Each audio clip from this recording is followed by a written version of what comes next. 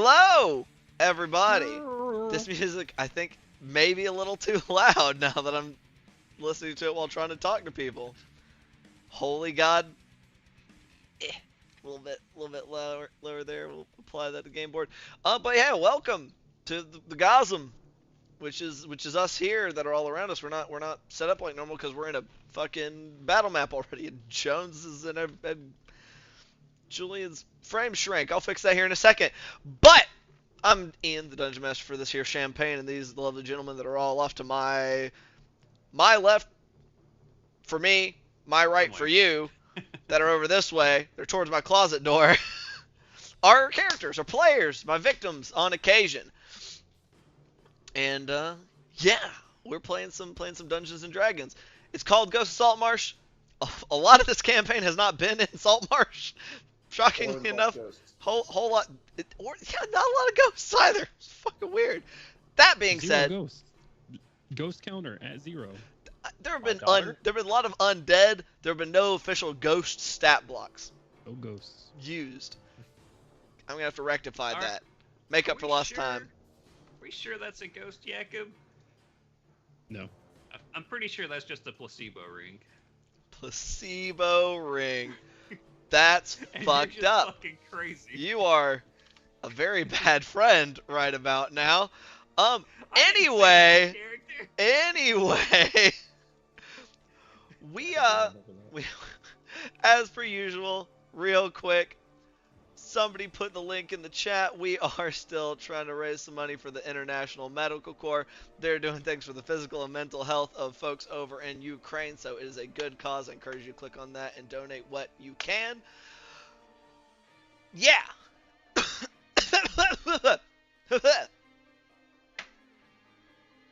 Oh God. Anyway, announcements. I don't know if we have any announcements outside of we are not playing our other campaign next Saturday. So I'm just gonna go ahead and just remind people of that because we weren't sure at the end of this Saturday. We figured it out after the game. We are not playing next Saturday. And now we're up in the air on whether we're playing next Monday. We'll work that out. Who knows? We'll tweet it out. We'll tweet it. Go follow the Twitter. Somebody will know. Yeah, go follow our Twitter at Hard Knock Dice. It's a good segue for a plug. That being said, I don't think we got anything else. So, last week on the Gaza, our brave heroes, we opened with them trying to figure out how to not have to slaughter a bunch of pirate hunters who were part of the Keelish Navy. Through some absolutely fuck-assingly ridiculous rolls of the persuasive variety on Bart's part, they did so, telling them that, hey, we're on a very important mission to save some innocent guys, and these are the only folks that we can go to, so please leave us be. And in return, I'll tell you what you want to know later, without really committing to anything. Very fey in his commitment of words is our Bartholomew, considering he's the devotee of Sorololi. It's a little weird, but it worked, so yeah. Our friends then proceeded to, fucking be relieved and continue on with their journey, which they did. Doing pretty good, having some chit-chats here and there. Gloob making it clear to Jakob that he fully intends to try to free some of the slaves at Hull's Hearth once they get there, while they're there, because it's the right thing to do. And Jakob agreed to assist. However, they both agreed to keep it on the down low from their companions so as to not stress them out because they're good friends. And then they found a wreck that had a lone survivor on the deck. Being the good Samaritans they are, they decided to check it out and help this dude out, before discovering that it was indeed a trap, an ambush prepared by what on Tailspire looks like a bunch of snake people, but is actually a bunch of evil mermaid people in the form of quite a few marrow. Battle was joined. Gloob discovered that he could turn invisible because he got scared and inked himself like a squid. Some lightning bolts were thrown about. Brila was fucking annihilated by one right in the very first round of combat. It was very sad. this poor citizen is still alive and has been recently sanctuaried and told to fucking haul ass towards the boat by Bartholomew. Artois has gone jumping in the water. There are scorpions firing from the scorpion singular because the other one broke, firing from the ship in support of our brave adventurers, and that's where we're gonna hop back in here right at the top of the initiative. Actually, to Prospero Artois, which let me make sure I actually have his character sheet still pulled up. Oh God, this is a thing I didn't think about. Where are you? There you are, Prospero. Thank you, sir. And he, I believe, does have a 40-foot swim speed. So this gentleman is going to close some distance to try to continue to help Jakob. Let's see here. Whoops, I didn't mean to raise you up, but I did. It's a straight line. 40 feet. Your mic is cutting in and out. Oh no! What if I just hold it really close to my face? Can y'all hear me good here? I don't know what to tell you. I'll just make sure it's real close. I think we're better now. Note to self. This microphone needs to be right up on my face, otherwise y'all can't hear me consistently. You're just gonna like a DJ for the rest of the session. Yeah. Hell yeah, yeah, I'll just fucking do it. Yeah, I just have to do this. That'd be fantastic. I would love that. That sounds like the best. Is this a bonus action? That is a bonus action. How far away is Artois from Jakob? Because he's trying to make sure you don't fucking die. Oof. I gotta get these models. He's gonna concentrate on closing the gap here for another 40.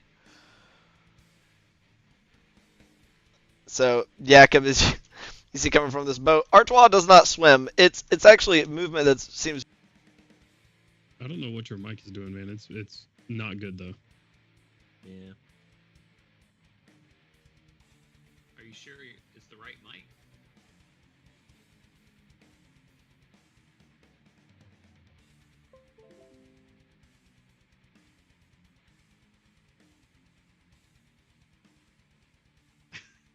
It was fine in the beginning.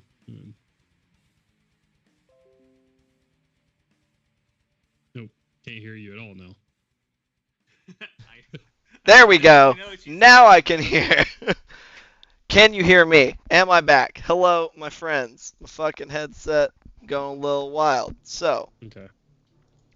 but Jakob, a very familiar sight to you. It's very akin to the movement of as you and Bart traverse the water with your ring of water. He does not seem to propel himself. He just seems to magically glide through the water, kind of breaking the surface right about here, and with a flick of his non-sword carrying wrist, a icy blue tentacle comes up in the water near you, which I should have had a thing for that before, but I believe I can make do with this, except not quite this big, because it is not that big. This nice little guy that can fly. But kinda put it, he can do it within 60 feet, so he's gonna put it right around there. And it's gonna try to smack one of these fucking dudes. Jakob knows where this is going. Yeet, and he fucking whiffs with a 2 on the dice. So this thing just kind of comes up out of the water and tries to slam down on one of the ones that are around you, but doesn't seem to connect, as these guys are very fluid within the water, very good dodging capabilities. The other remaining scorpion is going to try to shoot at one of them. We're going to make this quick. With a 6 on the dice, that is going to miss, as another one of these javelins comes spearing towards them, but goes down into the water, but doesn't make any contact. That will then bring us to our friend Gloob. Here on the initiative, you have come up out of the water, proceeded to get lightning bolted, and what would you like to do on your turn, my friend? Yeah, so Gloob is gonna pull himself up here, and he's gonna look to sword the one below him, but then he realizes his friend Bart needs a little bit more help than Julian does down there. Oh fuck. And then I'm just gonna walk up to this guy right here. All right. So Right. stepping on There. up to the one next to the doggy. Yep. Kitty. They're lions. They're supposed to be lions. They're wolf models, and we keep calling them dogs. They are cats. And with that, I am going to also grab my dagger just to have it in my offhand. Okay. And then let's try to give this guy a little rapier. With a 26 to hit. 26 will hit. Go ahead and roll that damage. This guy does look pretty pristine. Doesn't appear to have taken any damage as of yet. Answers my question on that. So he's going to take 9 plus 14 for Nice. 23. 23 points of piercing damage on the Very sword. nice. Just a big old stab, just kind of running through and ripping your rapier out. Just recoils. I'm going to go ahead and use, since you said this guy is looking pretty pristine, and these, remind me, these lionesses are already looking pretty rough, right? Yeah, they're pretty beat up. Looking on the edge. Okay. In that case, I'm going to go ahead and do Captain's Bravado. All right. Make another attack, and when I do, I'm going to use use of my poison. Okay. All right, so that's going to be a con save if you hit, so go ahead and roll that attack for me. Odds are good you will. 22. 22 hits. Go ahead and roll your weapon damage, and I'll roll this con save for you. That's an 11. That fails, actually, so There you he'll go. take 8 points of piercing damage, and if he is not immune or resistant, he'll take, oh my god, 3 points of poison damage. That's a good question. Are they immune or resistant? They are not. So that's a total of 11 points of damage? Yep. Okay, yeah. He's definitely looking rough now. You hit him with that first stab that was very precise, ripped it out, and then you activating Captain's Bravado, just a flourishing slash there across its chest, seeping in some of that poison. You can see some of these weird, fishy veins starting to pulse with that poison. And let's see. You know what? I am then going to. I've used 5 feet of movement, and I'll use the rest of my movement to stand right here in front of Bart and just sort of hold my dagger and sword up and sort of just put myself in between these 3 things and Bart. Okay. That'll be my turn. Sounds good. All right, ending your turn. That is then going to bring us to Julian. Julian, you're down below in your feral rage. These guys you've taken out one already. You've got one right in front of you. What are you doing? Having taken quite a bit of damage, we're going to drop the Hexblade's Curse on this one. Okay. This action. Cursed. And then keep smacking it. I just realized I forgot to grab my dice back. Okay. That's gonna be hard to roll. Yeah, can't make attack rolls without dice. Tisk. Holding us up by having some slight difficulties and delays. Imagine, couldn't be me. I would never do something like that.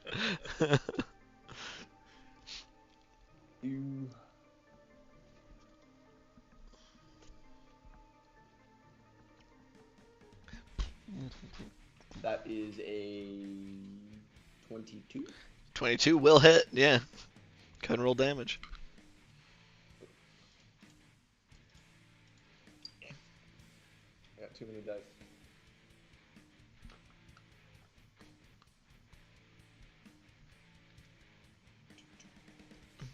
And then that dice, that just gives flat damage. Yeah, it's your proficiency, I believe, for flat.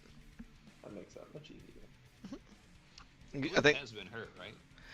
pretty significantly. I thought so. 23 points of damage for that. Nice. Oh, whoops. Woo. plus 10, good. Plus 10? Wait. This is am I not your oh, bow. yes. This is not Yeah, your I was bow. looking at my bow. Yep, my bad. Yeah, you do not get your bracers Mm. archery to your fucking melee attacks. Plus 8, so 21. 21. Okay. I thought those were bracers of attackery. Okay, my bad.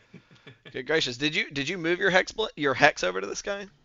Yes, I did that okay. the first round that I attacked. Gotcha. All right, very nice. That's one And- attack. Big hit, just slicing through this thing with those claws, raking up through them.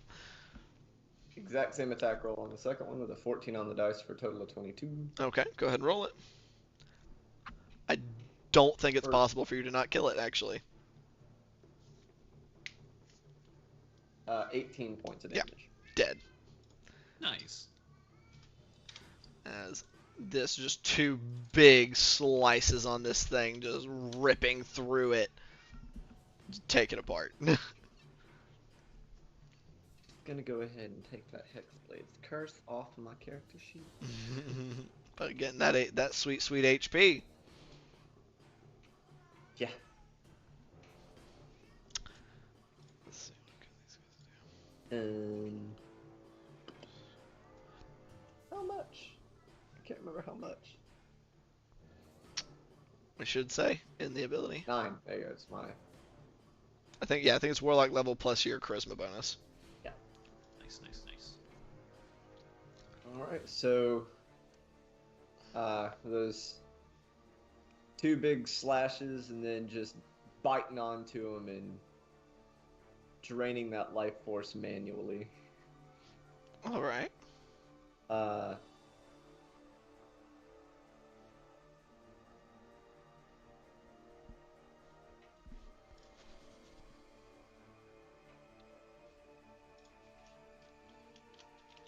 And this is not good. Where'd that other dice go? How stupid is he about to be? Real stupid.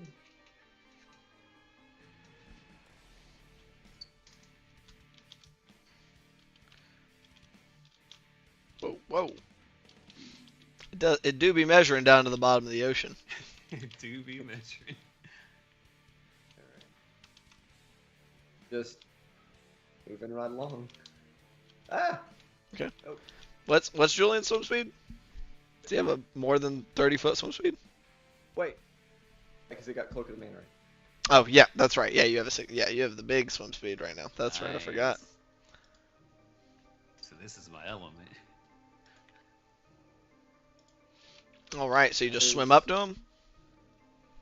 I don't have another attack, and I've already used my bonus, so here we go. All right. So that brings us to his turn, actually, which you just swam up to him. He just saw you go and absolutely buck wild. On Real yes. quick, DM, do all of the normal marrow go before me? No, they all go after you. Okay, awesome. So it's just the casters that go before me. Correct. Yeah, caster singular at this juncture. Yeah, right. Yeah. Which it is his turn now, and what he is gonna do, like I said, he just saw you rip apart a dude and come fucking sharking through the water towards him underneath him. He's gonna look down. He's gonna look up, and seeing that it's got assistance a little farther away. Actually, how far is he from assistance?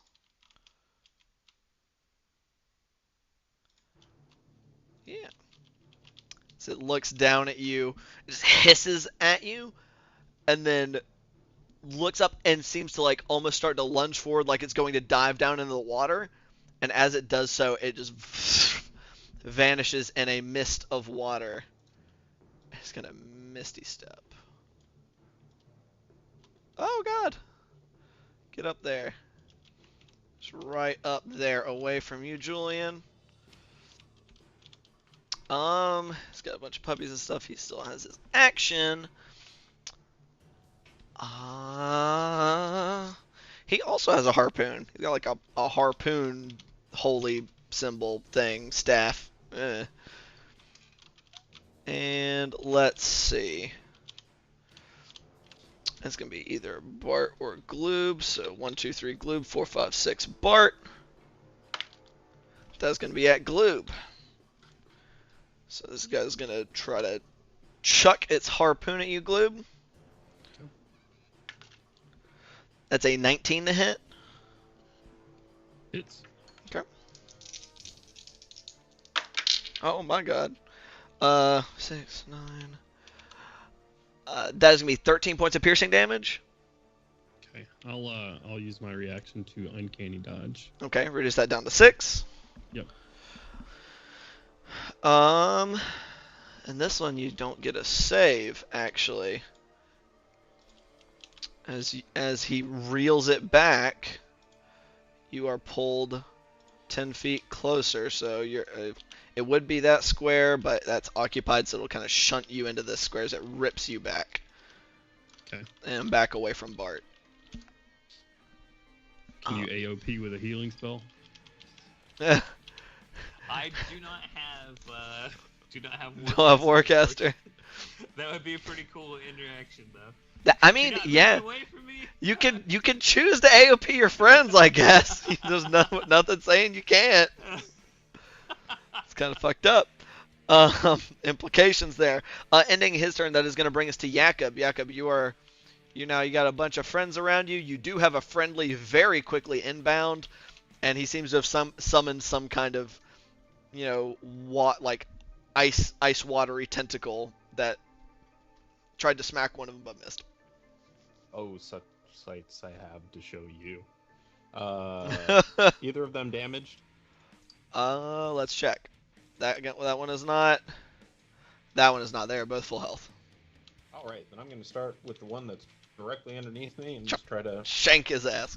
Do it. Do it up. That's going to be a Great Weapon Master attack. Roll it.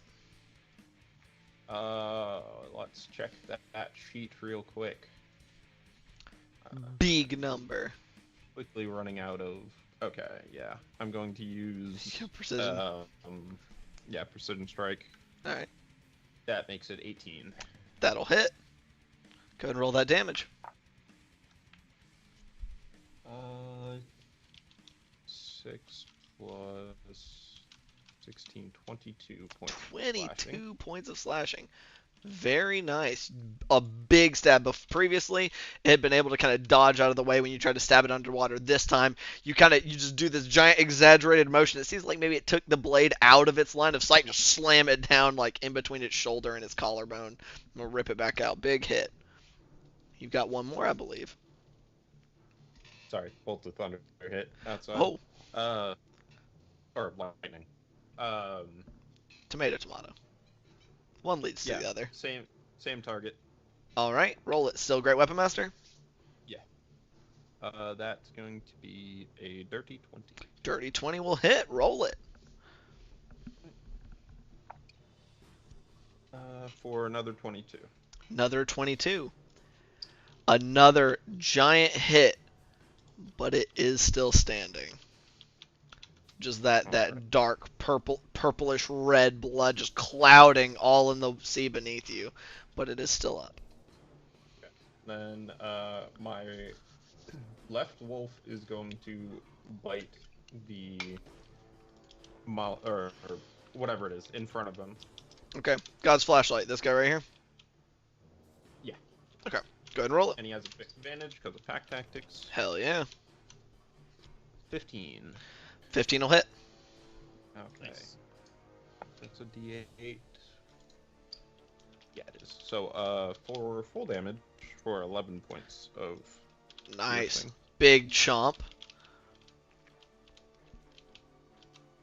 And same thing for the other one. Okay. That's a natural 20. That'll Let's hit. go. Roll that damage. Roll it up. Roll it up. Big damage. 15 points of piercing. That's enough. Taking this one out. Nice. Very nice. Just two giant back-to-back. Just kind of one going in high and the other going and ripping this giant chunk out of its tail. This thing just kind of goes down, slapping on the side of the boat and down into the water and out of sight. Okay. And then that one is going to move here to try to intercept. Okay. Lots, everybody. Alrighty. Bart, that's going to bring us to your turn, buddy. All right.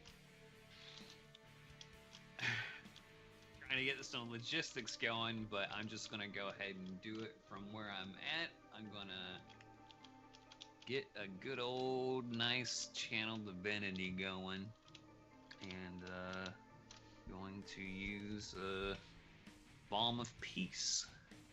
Alright. And I'm going to, I guess, get the guy if he's not at full health He already. is. Definitely, yeah. Yeah, you're good. And he's still, looking like he's getting ready to shove himself up to try to run. I don't know if I can heal these lions, but I'm going to shimmy close to them and then shimmy over to Glue. I don't think there's any reason you can't, so... Doesn't say anything Yeah, about it. they become lions when they're animate, so... And then shimmy over here, and I don't know how good. Can I see Julian in the water? I don't know how deep he is. Roll a perception check for me. Straight, because this is ocean water, so... Dirty 20, 12 plus 8. I'd say you can see him, yeah. He's not that deep under. Alright, then He's I'll just under bap the him crest. with a little baby healing word. Alright, roll it. How much HP did you already roll the 2d6 plus 5? I didn't. Okay. 9 for Julian. Nice. Fuck yes! And 16 for Gloob and the 2 lions. Very That's nice. A 5 and a 6. Good And stuff. I gave that guy my scarf, so I still don't heal myself. Oh, you gave him your scarf? Yeah, I gave him a scarf so that he would stop freaking out and move with Sanctuary. Okay. Well, remember, the scarf just gives him advantage on frightened stuff. It doesn't make him immune, but yeah. I mean, I don't know he's rolling 2d20. I just know that it helps him not Yeah. be scared. Yeah, I know. All right. I'm looking much better at the end of this than I was like 2 turns ago. So. Nice. Same with Big the lions. All right. And, You still technically have your regular movement if you want to go anywhere else. no, I'm going to stand right here and give these guys two targets to attack rather than one. And Sure. hopefully that other guy will get the fuck out of there. Fortunately, he's at the end of the initiative, so he's got to wait. Unfortunately. All right. Ending your turn, that is going to bring us to the rest of the marrow. The first 2 of which are directly below Jakob. Can you tell me which one's going? Like the damaged one and the undamaged one? Sure. I believe the one directly below you, which is the damaged one, is the one that attacks first. Alright. So let's see how he does. So, Harpoon coming in first. Plus, okay. That's a 21 to hit on the first attack. That hits. Okay. Oof, not super great on the damage for 9 points of non-magical piercing. And then it's gonna try to chomp on your foot as well. It's like shanked you in the buttocks a smidge, and then it's gonna try to chomp you on the ankle. That's a 22 to hit. Damn. Rolled really good for those 2 attacks for once. Oof. And for 11 points of piercing damage on the bite. So that's that one. I almost forgot, so I'm going to do it retroactively. We'll do it. It would have been on the first attack, which was that was 9 points, right? 2. Yeah. 7. So that actually is going to end up being reduced all the way down to 0 between your heavy armor master and this Arctic blue tentacle inserting itself, just kind of lunging straight out as it goes to pierce through it and losing a lot of its momentum before, so it barely just kind of clinks into your armor. So you actually only take the piercing damage from the bite. So that Thumbs up to typical. yeah, that's Artois' reaction. That brings us to the other marrow that's right there that is also going to try to shank you real quick with its thingamadoer. That's a 24 to hit. I'm just going to keep rolling higher. Oh, for 9, 13 points of non-magical piercing for the stab. Also this one's gonna go for your kneecap with the bite. It's a little higher up out of the water. And that one's gonna miss with 9 to hit. Let's hit it with a riposte. You gonna riposte him? Okay, go ahead and roll that attack.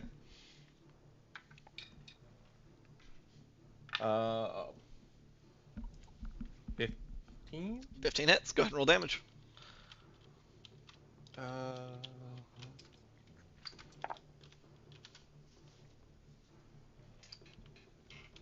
15. 15 damage. Yes. Okay. You didn't Great Weapon Master? Mm. Okay. So a nice slice, but this was still relatively healthy on that one. Is going to bring us over to our friends who are over here. This one has a puppy dog right in front of it. So it is going to go ahead. Yeah, fuck it. It's going to try to murder the dog. Or the lion. It's going to murder the kitty. So Fire's very upset. Keep calling it the dog. That's a 15 to hit with the harpoon. That hits. 11 points of piercing damage. Okay. Also gonna rip at it with its bite. That's gonna be a 16 to hit for 12 points of piercing damage. It rolled max. Oof. All right. As it does those two things, this bad boy, that Silvira just poofs down into its little figurine form. Y'all are on. This thing is on land, so it's going to move a whopping 5, 10 feet as it just kind of slithers along on the deck. I believe that is correct. Yeah, 10 foot move speed, baby. Looking fresh.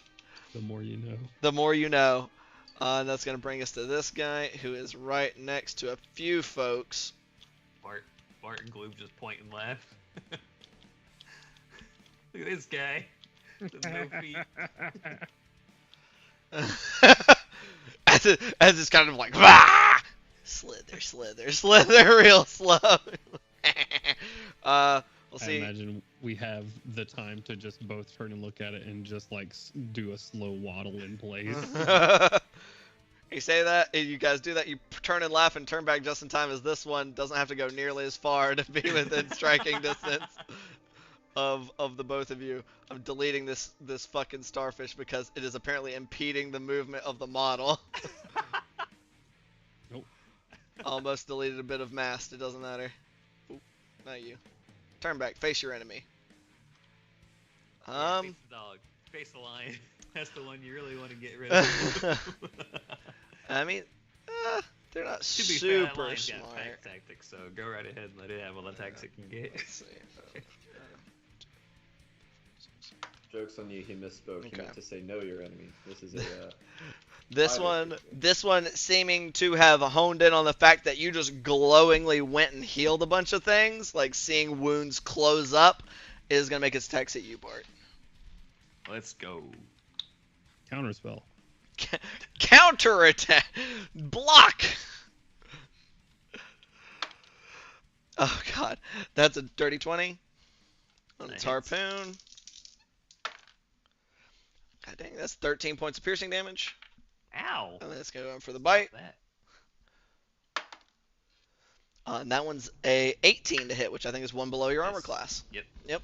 So getting a nice stab off, but then it goes to get in the bite, and you're able to interpose your shield, so it like locks partially on their shield, and its jaw goes all the way over and kind of still scrapes across your shoulder plate, right across the pauldron. So not quite able to find any purchase.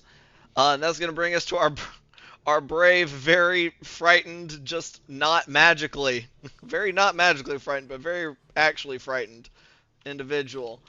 He's going to stand up using half his movement. He's going to make twice 9, 10. Actually, use the other 5 feet. I almost just yeeted him to the bottom of the ocean. over here with And then the he just drowned 5. immediately. Uh, He really didn't like that magic item. And he is Actually can't swim. use his other 30 feet of movement because, I mean, he's a sailor, so he's got a swim speed. He's This guy's trained in model it. looks like country Obi-Wan. I was literally thinking that last session. I was like, Obi-Wan, is that you? Where's Luke on the ship? Kinda does, doesn't he? If Obi-Wan was a blacksmith, because this guy has a hammer that I did not notice before. But you see this guy take what you said to heart, Bart. Gets up, launches him into the water, and all the HP you gave him back seemed to do wonders for his breaststroke. All right, that is then going to bring us all the way back to the top, to Artois. And Artois is going to whoop. He's going to sidle right on up to this bad boy right here. Look up at you, Jakob, which I don't know how bad your HP is looking, but I imagine bad. pretty fucked up. Just like, it is a bit of a swim. Just gonna go to slice down at this thing.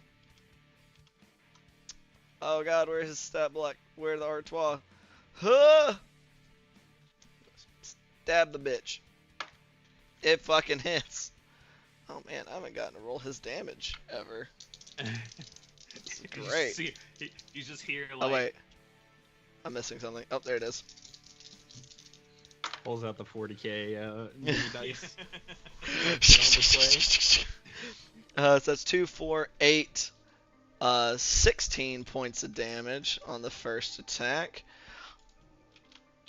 Yeah, we'll just do the 16, 14, slicing down. You see a mixture of like, it stabs into this thing and you see like what almost like a bit of necrosis seems to burn away at the edge of the wound, as well as immediately followed by like cold ice forming, immediately freezing a lot of the blood. He's gonna stab it again. That super fucking hits. I can do it again. 5, 9, 10, 22 points of damage on the second hit, killing the fuck out of that one. Seeing how rough you are, he is then gonna you see him kind of jerk his head at the tentacle as it's gonna try to slam into the one below you again. That one will hit, and it had 1 HP, so let's just see how much he overkilled it by. You are no longer surrounded by enemies. These losers. Oh gosh, where's French? Soissons croissant. Where? You are all right. Does he kind of half floating in the water and is gonna end his turn there? They're fucking crossbow dudes don't really have anything to shoot at anymore. I don't think they can reach that far. Let's find out real quick. We'll see. That's in their second range increment. Why not? No, misses. Dropped a natural 20 for a 3 on the dice, going whizzing past this one that was slowly squirming along the deck. Bring us to Gloob. Wonderful. Question about these harpoons that they're hitting us with. Are these like? Yes. What are these looking like? Like, am I grappled? No, you're not grappled. It's like when it yanked you back towards it, it ripped the harpoon out. Oh, that's fun. And seemed to just come ripping out. Yeah, we're gonna say it's part of that damage, just because of the in and the out, and just like ow. Okay. So I got a question for you. Yeah. Since I spent my reaction on uncanny dodge fork, can I say that I got it by the rope? Like I caught it by the rope, maybe? I'm not gonna impede his attack. Right, but you tried to get a hold of it. Yeah, sure, why not? You got a hold of the Okay. rope. You might not have a hold of it for long, but we'll see. Yeah, Oh, we'll see. that was. Oh, yeah, because that's It's the guy one on the behind other side of this guy that just stepped up. So, Yeah.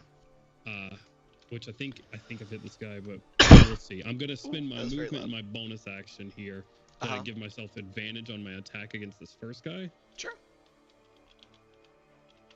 Go ahead and roll it. First roll is a dirty 20. Second roll is a 16. So a dirty 20 to hit. That'll hit. Yeah. Dang it, come on. 9 plus. Oh, that's 22 for 30. I can't do math. 31 points of piercing damage. Holy shit. I rolled 3 6s and a 4 on that sneak attack. God damn. Yeah, that's going to kill the fuck out of him. And just for how much damage that was, describe this thing's death. I want to know, because you overkilled the shit out of it. I just sit there, like, since I've got the thing in my hand, like, by the rope, and I just sort of use that momentum of still being snatched forward, and I see him step up and start hitting Bart, to sort of use that momentum and kick off of the mass behind me and shove the sword, like, almost past the hilt through his mouth. So shall it be. That's fucking brutal. Just using the momentum of its buddy's attack, just up through like the roof of its mouth, out the back, barely, because these are some big guys, but still just barely sprouting out the back before giant pile of evil fishman all over the deck. Now, And very not alive. Here comes the question, and you can stop me if it's too much. When I take the attack action with Captain's Bravado, I granted extra attacks equal to the Charisma modifier, which is 1. Right. Can I use that extra attack to make an athletics check to, like, pull? It'd be like a shove attack, but instead of shoving him, it'd be bringing him closer to me by 5 feet. I mean, why not? You can certainly try. It is contested. Yeah. So it's your athletics versus his athletics. Wonderful. So why not? Let's see here. Oh no. Where are my? So I can go ahead and tell you Got a D4. Oh, You're- do I? your number to beat is a 21. Son of a bitch! Got this. I was like, the mage won't be too hard. They have I the was same wrong. strength as the Warriors. Jesus Christ! Yeah. I didn't make the stat block. This one is not me this time. Is it? You said it's a 21. 21 to beat. All right, I'm gonna go ahead and roll my d4 so I know what I have to hit on the d20. Yeah. It's a 4.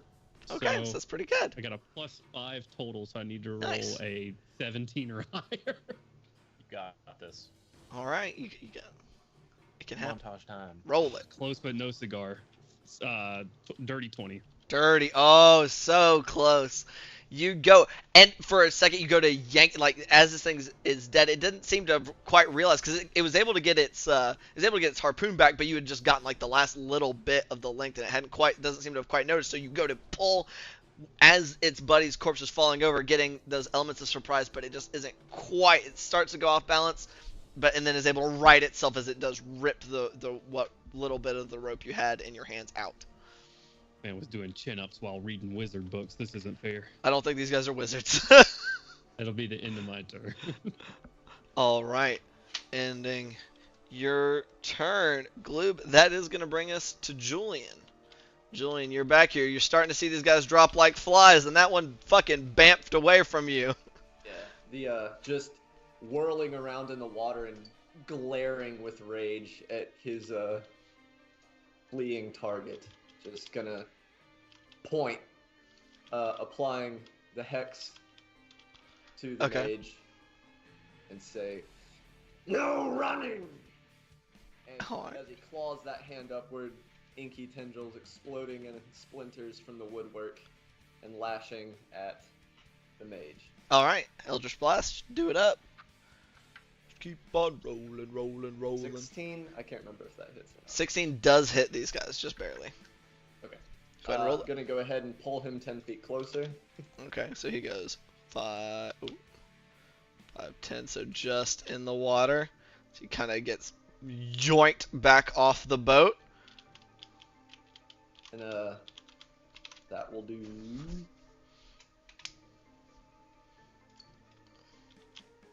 17 points of damage. Holy shit. Did you pick up Agonizing Blast?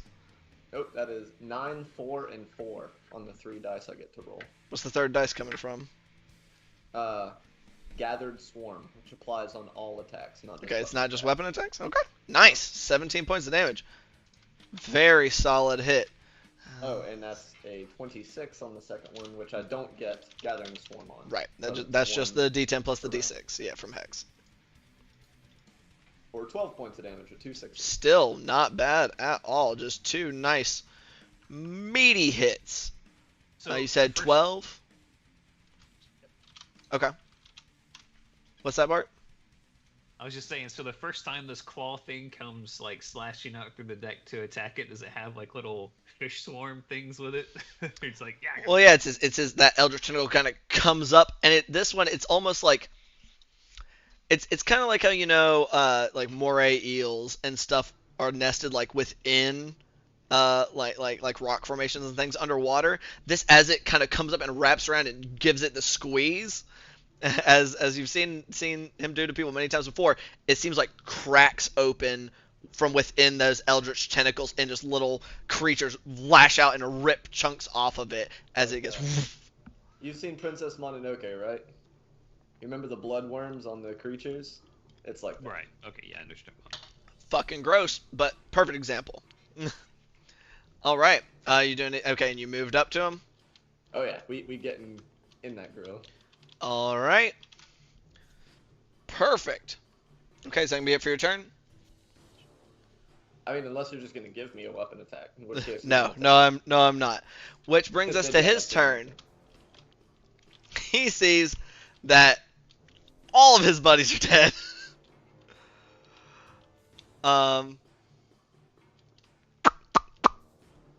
So you know what he's gonna do? He's gonna do a bit of a shuffle around to this side. He's gonna look back at you two.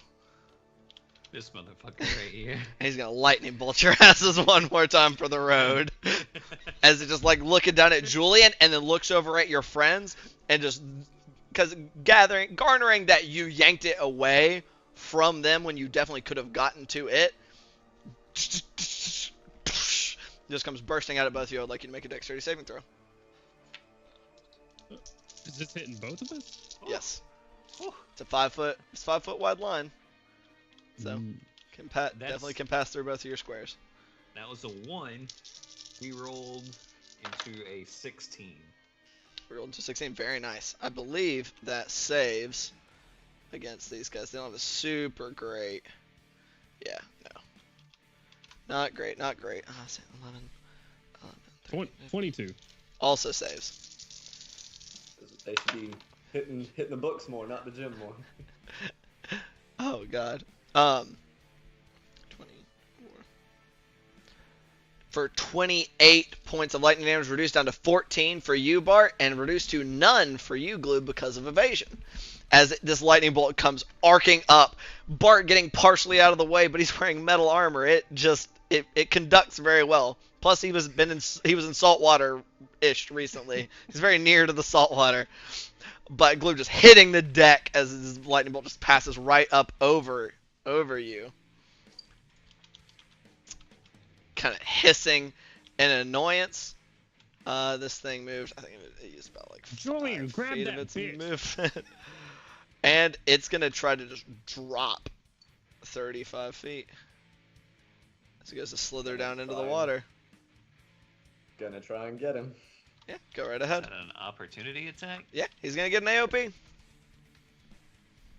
It can't 11 disengage plus as a bonus 8. action.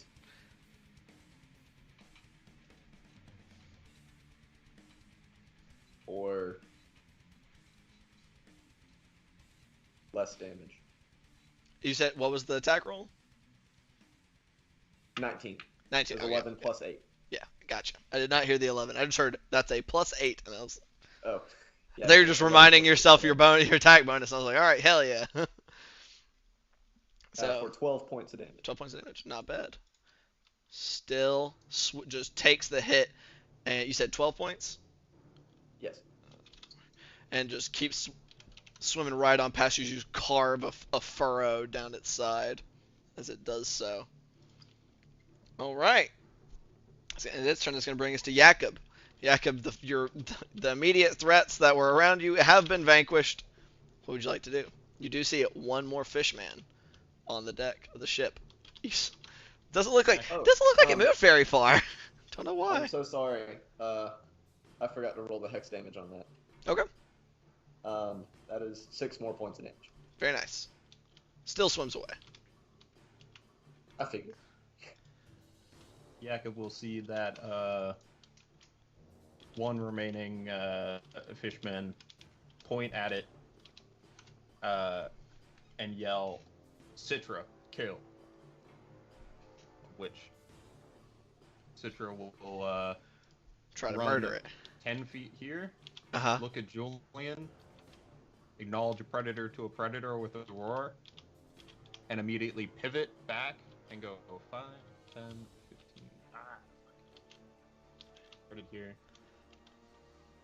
Can it step there? Sure. Okay. It's a lion. They're agile creatures. I will say that it can balance. It's heavy amounts of creaking and some cracking from those timbers that have clearly been out here for a bit, but it's holding its weight for the moment. And it will make a pounce attack, which is just a claw attack. All right. At that one for an 18. 18 does hit. Go ahead and roll damage. Is Alright, that a and- strength saving throw? Yep. Ooh, that's a 9. It fails. And it is knocked prone with 8 points of damage. Very nice. This one is not dead, like all the others that are knocked prone. It just is prone. You said for 8 points. Nice, Yep. nice. And Citra gets to make a bonus action attack. because Nice. it's prone. Does it get doesn't get advantage because It's prone, advantage. Yeah, any melee attack made against a prone target or made at advantage. Right? Makes it natural 20. Hell yeah, roll it. Oh, for a 1 on the dice. Oh, So that's going That's to be rough. 5. 5 points of damage. Yep. Every little bit. Every little bit. All right. And are you gonna move? Are you doing anything with the rest of your turn? Jakob will move 5, 10, I'm blurry. 15, 20, 5, 30. All right. So you're Got now. me in melee range. Yeah. All right. I will do violence upon my enemies. With Are you sure? Great... You don't want to make nice. Great weapon master attack Okay. Go ahead and roll it. for 23. That will hit. Go ahead and roll damage. Nice. 7 plus 16 and 23. Christ. Oof. That hurt a lot. But it's just chopping at this thing. You just overhand. What the?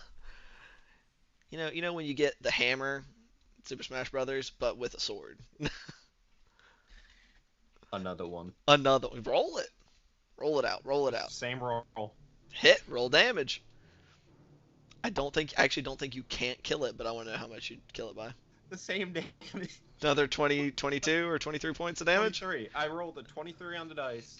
Or Okay. not on the dice. Total to hit. Right. For both. And did 23 damage for both. Nice.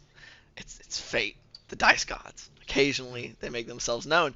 Well, considering this thing only had 18 hit points, decide its fate, Mr. Jakob McDoom-Schliebe. Jakob will come in with one swipe to the right at its body, and then a second one to the left, and try to cut through its head. Easily enough done. You've got Citra that kind of pounced down onto this thing.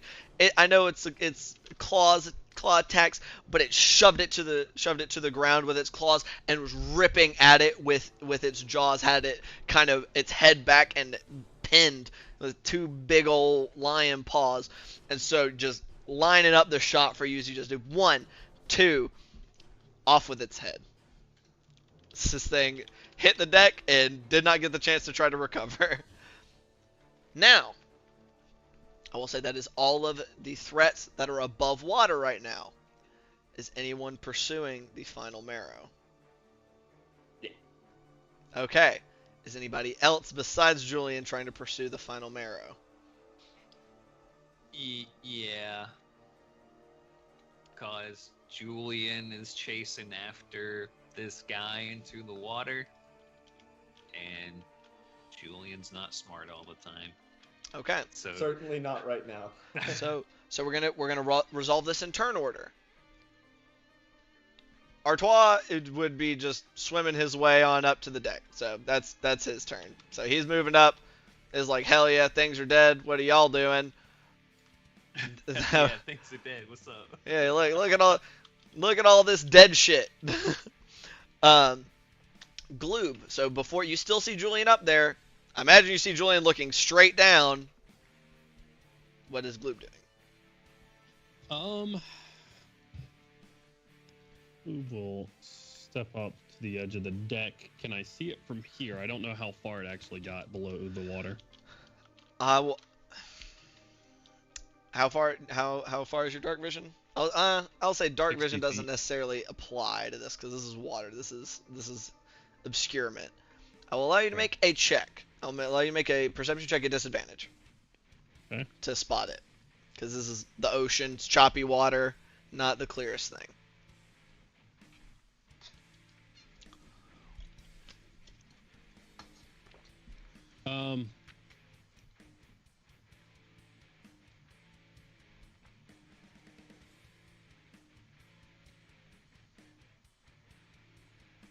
Yeah, no, I'll go ahead and do that. Unfortunate that it's a disadvantage. It's a natural 20 on the first and a 10 on the second. You do still have your D4. You can use once on your turn and once off. So 14. Total of 14. Total of 14. I was unfortunately a 14. You can't quite see this thing. It's dark, choppy water. You don't got eyes made for seeing through it, unfortunately, or not for ocean water anyway. Right. I got nothing. So you're just gonna stay on the boat? I will hop in to make sure Julian is safe. Just kind of splash on Yeah. in. So that's action, move action 15 feet, 10 feet to get right there, then bonus action. What's my speed in water? 12 feet, so 10 feet down. So I'll go right there. Get 10 more feet down. All right. All right. Julian, that would make it your turn, buddy. So this thing has tried to flee from you. You got your partner, one of your partners in crime, in the water along with you. What you doing? It's only 35 feet away from you. It's 35 feet straight down. There we are. Struggling with the. There we are. Just right on down. Give it a couple more smackaroonies. All right, go ahead and roll them. That one will actually miss. What's the total to hit? Total was 11. That will miss. Yeah, you are correct. That one is another 16. 16 will just hit. The water effect on the music always cracks me up. Yeah. For a little bit lackluster on the damage, that will only be 14 points of damage. 14 points. Still, it is now as many hits as you've now put on it. It is now looking rough. But is that gonna be it for your turn? Just a little extra movement to Get kinda right get next down. to it. Yep. Okay. This thing seeing how fast you are.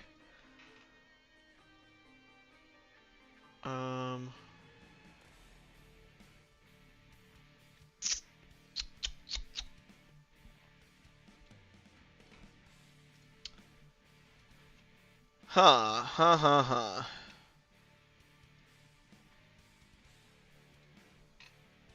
Why not?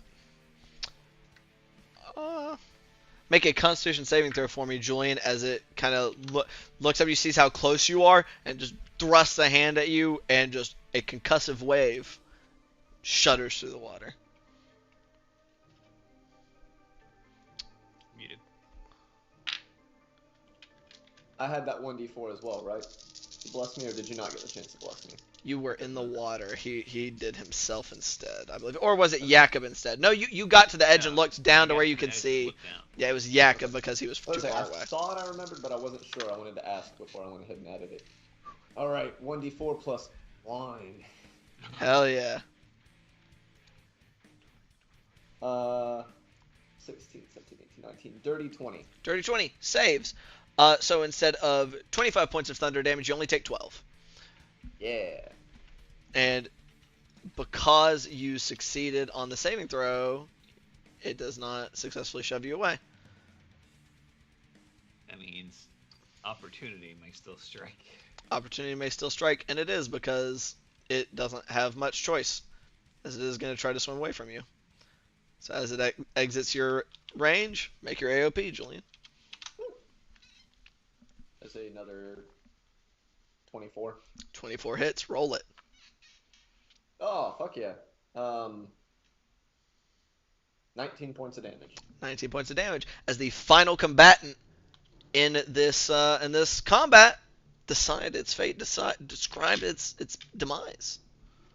Still just entirely wrapped up in his bestial fury. As it goes to run away, it presents its back to him, and he just takes his claw and slams it through its back and erupting out its chest, clenching the claws down as just these swarms of little mini tendrils just encompass it, and he tosses it to the side just as a tattered remnant. Kind of floats through the water. That purple red dark non-humanoid blood just slowly continues to pollute the water, and it is no more. He gives a little T-Rex victory roar. Nice. That will bring us out of initiative, fellas. As I try to rapidly change the battle music to something a little more like normal. I think this is what I was using before. Except it's very quiet. Wow, that's very chill. We're gonna do it anyway because I like it. Alright, so what are you guys doing? Citra, you have one. Jakob, you still have Citra up. She will retrieve her sister and then bring her to Jakob. Alright, I'm gonna move this back to the main here. Alright, so you guys have that. Artois is now stepping across the deck looking around at the marrow. This tentacle kind of drifting up onto the deck, just following in his wake. So it would appear that definitely was not safe, but handled. Yeah, appreciate you for the help. Just kind of moving myself over to Jakob to get him healed up. Well, of course, I cannot. That would be against the deals that we made to if I just watched you perish before we even got you to your destination. Right. Are you alright? Did you get hurt at all during the fight? I'm quick in the water. I was not quite quick enough to gain their ire before they were dead. So no. Thank you for your concern, though. You still hear frantic swimming, getting slowly farther away from you, as that dude is hauling all of the ass to the boat. We just see a shark come up and fucking take him. That would be a rough way to lose a magic item. We'd have to go after that shark. Like, Julian, you got 120 feet of movement. You head that way. Get it? Julian, kill. So it's probably going to take, like, a solid minute or two for Julian to, like, come down and then unmanifest and swim back up to the surface. Yeah. Artois, seeing this dude swim, just kind of turns and calls out to us, saw him a line! Deal with him later. As he comes swimming up with the boat, the pirate chuck a rope ladder over the side to get him up. So, taking a look around, you have a lot of very big dead fish people things on the deck. Glue will grab his hat off the deck of the ship that he threw down and place it atop his head once more. Well, we're here. We might as well see if there's anything Useful. Yeah, I was Yeah. about to say the same thing. Jakob says, wiping blood away from his mouth. I'm just gonna sit down for a little bit. I will froggy Take a leap sail. over to the other side. All right, just taking a peeky poo around. Yep. Roll an investigation check for your investigating. Yeah. Wonderful. See, I'm great at these. Yeah, man. And Bolton Vine's still going. Yeah, you should get. You should still have a D4. Great, because that's a 20 freaking 1 with an 18 plus Very the nice. plus 3 from the D4. Very nice. Very nice. Out of curiosity, what specifically is Goob looking for? Oh, I don't know anything that's in this Just boat at all. Yeah, anything? If it's not been ran completely through. I will say just I mean, Cliff's like, I found extra nails. pretty quickly apparent. Most of this boat is underwater. The vast majority. But you can breathe underwater, of course. So you kind of go from compartment to compartment real quick. What is still intact is heavily waterlogged, and nothing of value really. A lot of waterlogged wood, some rope that is probably so soaked that it's rotting at this juncture, or at the least will be rotting no matter what you do to it. The like.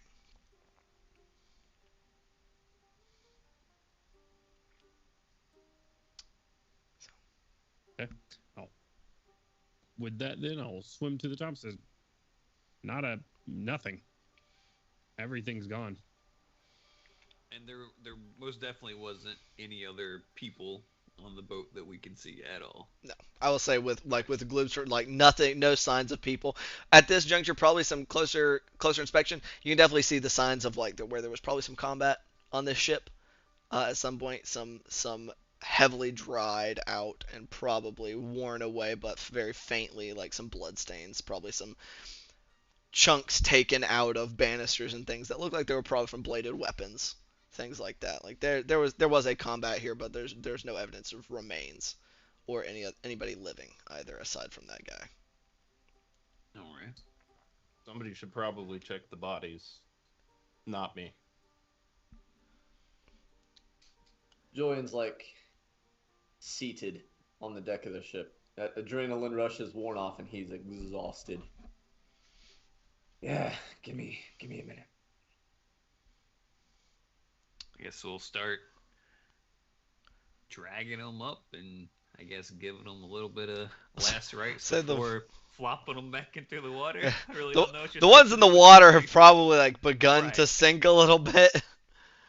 But I mean, are y'all wanting to search the bodies for anything in particular? I can say pretty quick, like passives, like visual inspection. Probably not a ton of value on each of these individually. Doubt they Unless had you too want to much in take their their beach buckets. yeah, exactly. Like unless you're wanting to confiscate their harpoons, they probably did not have much else on them.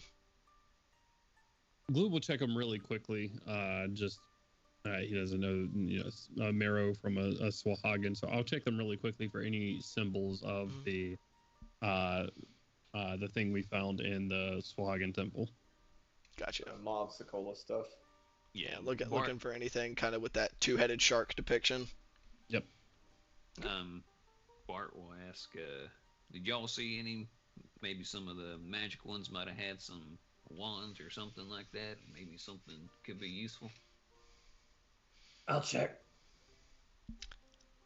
I'll make it quick and let you know they don't. It looked like they had their harpoons, and maybe they like maybe use that in part of kind of like the somatic components of their spellcasting, but it does not look like they had anything of particular value. I'll say the same for Gloob. You look them over, these guys just seem like they were assholes. Like, they don't seem to have had a particular religious motivation. And as you're kind of looking through, Artois is gonna kind of say as much. From what I understand, Melo, they laid opportunistically or because they think they will win. Well, he didn't. No, they did not. Well, they beat these guys, not us, so not you specifically. What was that, Bloom? Oh. I'll kick a dead marrow. Just in the rib. As- I'll just... Fair enough. As Julian's just munching down on one of the marrow, just Crack open a cold one. And what was that, Jakob? Citra will come over to Jakob and lie down and put her head on his legs. Okay. Jakob will say, describe me 2 of the harpoons if you can. There are multiple just hanging out on the deck, so yeah, There's- easily done. there's 2 still inside. Oh, shit. Your fucking Jakob's legs just look like hell, by the way. Like, he's got blood leaking Oh, out of his greaves and I- stuff. I- Like, I rolled it, but everyone was still chatting. You get healed for 15, nice. in which a second level cure wounds. Thank you, Bart. Yeah, And just dude. as Citra puts down her head, Jakob's just like, oh, just somewhere else, please. So, unless there's something else in particular, a lot of you would like to do aboard this vessel, I recommend we leave. I doubt that was the entire tribe, so probably a significant portion of it, I imagine.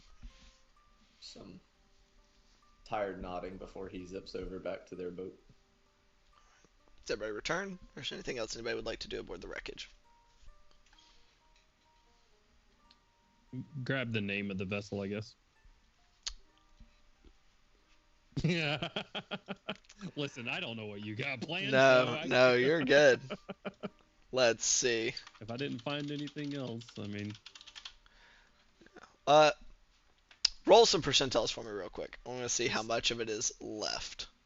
The sink hooker. That's the name. percentiles, I got 30. 30. Okay, it's a little low. I'll say that the only part that you can find that you see where it is, and it's unfortunately it was right near where some of the a lot of the damage was. The only part that you can make out is Delight.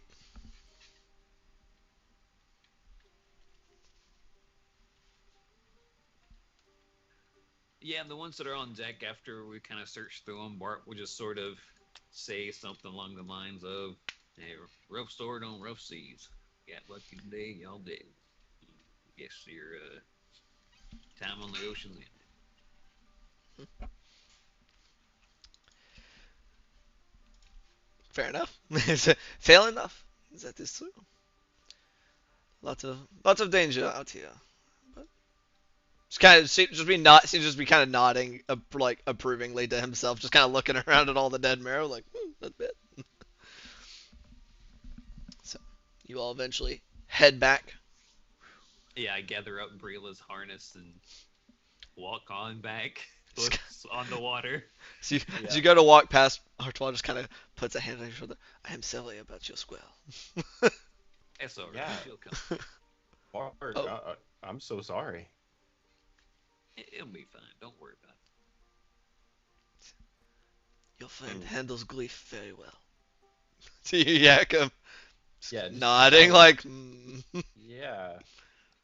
And Jakob will call over Citra and then poof her, Back so into she it. doesn't have to. Yeah, exactly. But there's a statuette of Citra. A statuette of Brilla. Go back onto the Yeah. the mantle. All right. Yeah. Pocket your lions. Awesome. So y'all make it back over to the ship, going up the rope ladder that they had kind of tossed over the side for that one guy who is now kind of gathering where he is. If not specifically, getting a general idea from looking at the individuals occupying this vessel. I just due got to a his- flavor ship. Fuck. Yeah, he's just looking around at what are very clearly a bunch of fucking pirates, and is like, he is still very freaked out. No one's messing with him. They're just kind of like, you got a couple that are kind of keeping an eye on him, make it like clearly understanding that he is really on edge and might do something incredibly stupid, and so they're gonna watch him just in case. Since Julian would probably be the first one up to him, since the fast swim speed, like, Mhm. as he walks past him on the deck, just kind of put a hand on his shoulder. Ah! Belly. Just jerks away from you because you look scarily Horrifying. similar to the things that murdered probably his entire crew. Joan's already heading back down to the bunks. You all the rest of you, make your way aboard. She's kind of looking. They took everything already. I don't have anything to offer for my safety. Please don't kill me. As he's looking around at all the pirates. Calm down. You're fine. Don't worry about it. Your skin's safe where it's at. You'll be fine. It's a pirate ship. Not all pirates are bad. You're safe. Calm down. Roll a persuasion check real quick. See if you can bring him down a little bit now that he's in a more controlled environment. Dirty 20. 20. Julian uses the no, fear I'm corn sorry, on him. 18. That's a 18. dick move. Actually, he has advantage on that saving throw right now. So you said an 18. Still, is that with your D4? That is with my That's D4. with your That is D4. with 4 on the D4. I got you. No, that the emboldened bond would have ran out at this point because y'all searched the ship and some other stuff. So, all right, so 18. Still, life is not in immediate danger. No one is attacking him. They've just kind of watched him for the few minutes it took for you guys to make your way back over there. He just kind of nods. Well, thank you to everybody. Just kind of looking specifically at you, Bart, because you're the one who brought him back to consciousness and sent him on his way and gave him the scarf, which he kind of hands out. I don't know what this was for, but thank you.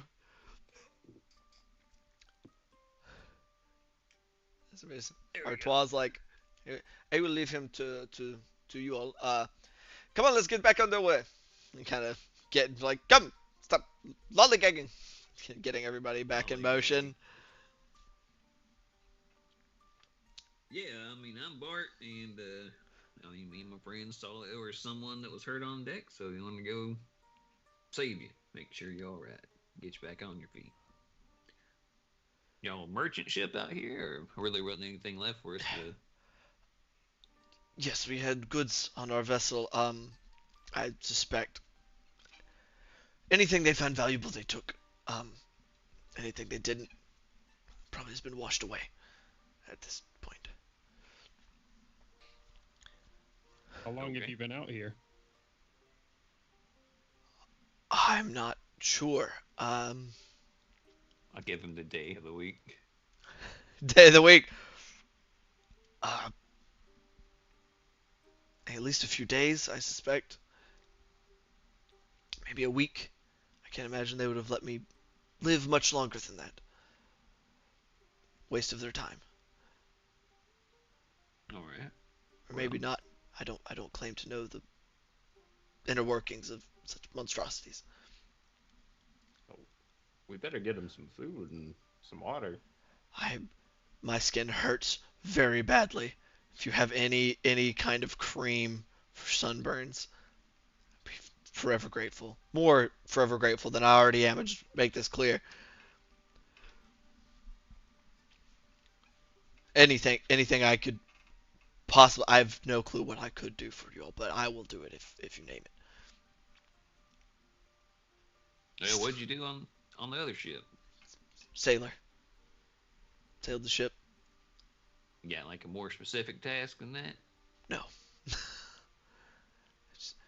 Not. I don't know what sailors do, so I can't really help you find a job position on the boat. I can obviously haul sails, climb the rigging. I mean, row if it weren't such a large vessel.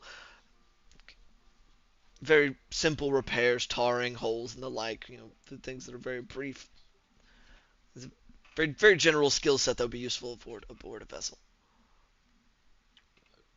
Gloob. Yeah. This Thiki route. I know you were the one that had it originally. Mm-hmm.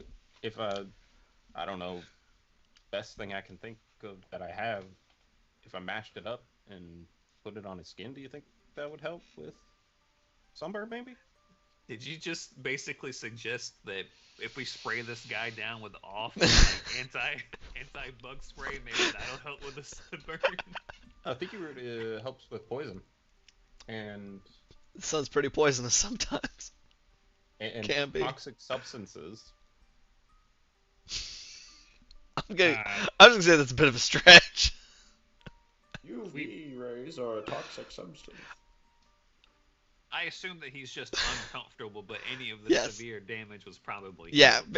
anything that was causing like hit point loss, anything that would have caused hit point loss. He probably has like some sun blisters and stuff, but yeah, just discomfort. Right. Well, yeah, we can get you below deck. How good are you at maybe well, no, I'll take care of that. Don't worry about it. I'll just take him down and Okay, get him some food and water. sure. Yeah, dude is thirsty. You tell there was probably a lot of the immediate like issues of the physical kind he was having, completely overridden by fear and adrenaline. But he's coming down and does not think that he is traded one death trap for another by now being on a pirate ship. This is like, yeah, he takes two with gusto. Word. They're a little bit cold, but I mean, she'll still should be good. Just shakes it, just kind of like, there's no problem, thank you. This is Ian just stuffing his face.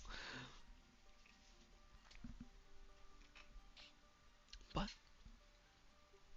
once again, you guys feel the ship begin to slowly lurch into motion. Shall once again underway. I'm sorry, DM. What did this guy say his name was? He didn't, but he will tell you. If I can get to the right tab. One day, holy God, where is it? Why do I have so many Google Docs? John Smith.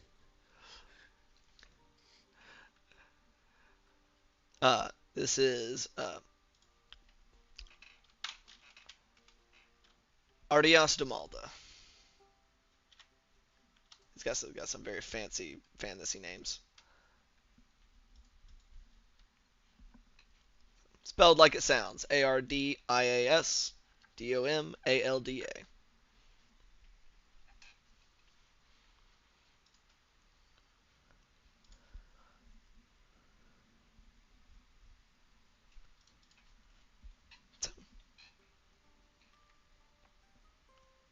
Um, Yes, sir. just making. Jakob would just kind of like stare at him. See if you're getting any like, I don't know, bad vibes off of him. Okay, are you wanting to know your enemy for this guy? This random ass sailor? Is that what I'm like, gathering? I would be looking more insight wise. Okay, yeah, sure. No, you could. Yeah, insight would take a little less observation. You're just trying to like. You're gonna have to get a little more specific with your insight. What are you trying to garner from just staring at this man? So Jakob doesn't know like where pirates are. He just knows they're in the ocean, and he also knows that slavers are in the ocean. He just wants to make sure that like this isn't one of the bad. Like I mean, all pirates bad, but you know, Right. the bad Yeah. pirates, Yeah. bad. So okay. So this insight is coming out when he was saying that they were a merchant vessel and that he was a sailor. Okay. Exactly. They come from the pirate spawner. It's like Minecraft. There's a little box out there somewhere, and a whole pirate ship just launches out of it. Ooh, for dirty 20. Dirty 20. He seems to be telling the truth. I am, and I'm gonna say like just kind of just you're gathering. This looks like it. The fear in this man is genuine from what you saw, and he does like his behavior seems to line up pretty well with sailors that you've known from Seaton and everywhere else that have been more of the law-abiding variety. Just doing a bunch of like mental comparisons. I have a friend. Oh Lord. All right. So, like I said, this was a little after midday. So this is in the beginning of the afternoon. Is there anything else anyone would like to do for today? I want to go on the deck of the ship and ask any of the crew if they know anything about giant sea squirrels.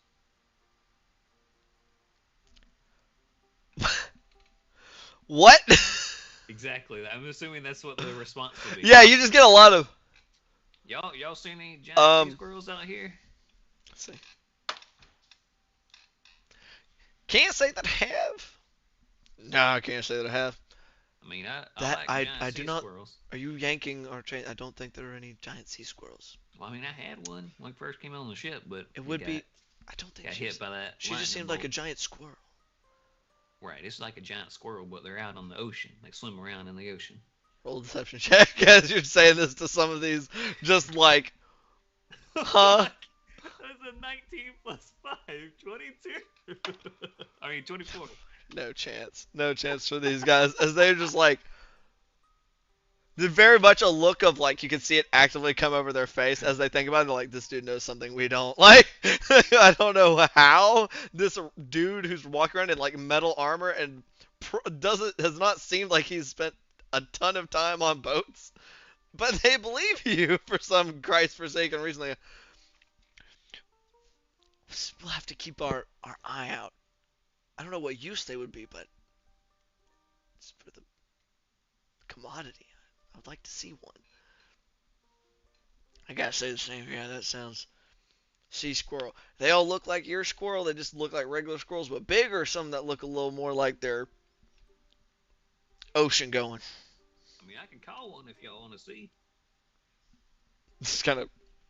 Yes, do please do.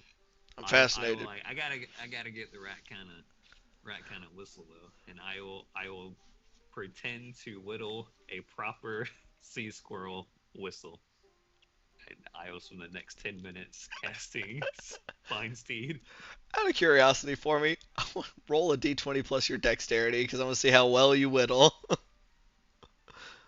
10. 10. It just needs to have a hole going through it. It's more of a tube Yeah, than a there you whistle. More of a tube than a whistle, but I mean, I've watched Jakob. He's a pro. these guys are just kind of watching with eyebrows raised and kind of see. I'll say with your passive perception, you notice as you're making it, one of them just kind of goes, little wince of sympathy, and then you cast find from conjure whatever find seed. There we go. Seed. I'm confusing things. Ah, too many spells. Conjure woodland squirrels. Conjure woodland steeds. Woodland steeds. Yeah, when the spell's done casting, I'll get up and I will blow this whistle like I'm whistling on it really hard, and I know it's probably not making any fucking. And then just after doing that for a few seconds, just a giant fucking squirrel just crawls up out of the ocean onto the side of the boat.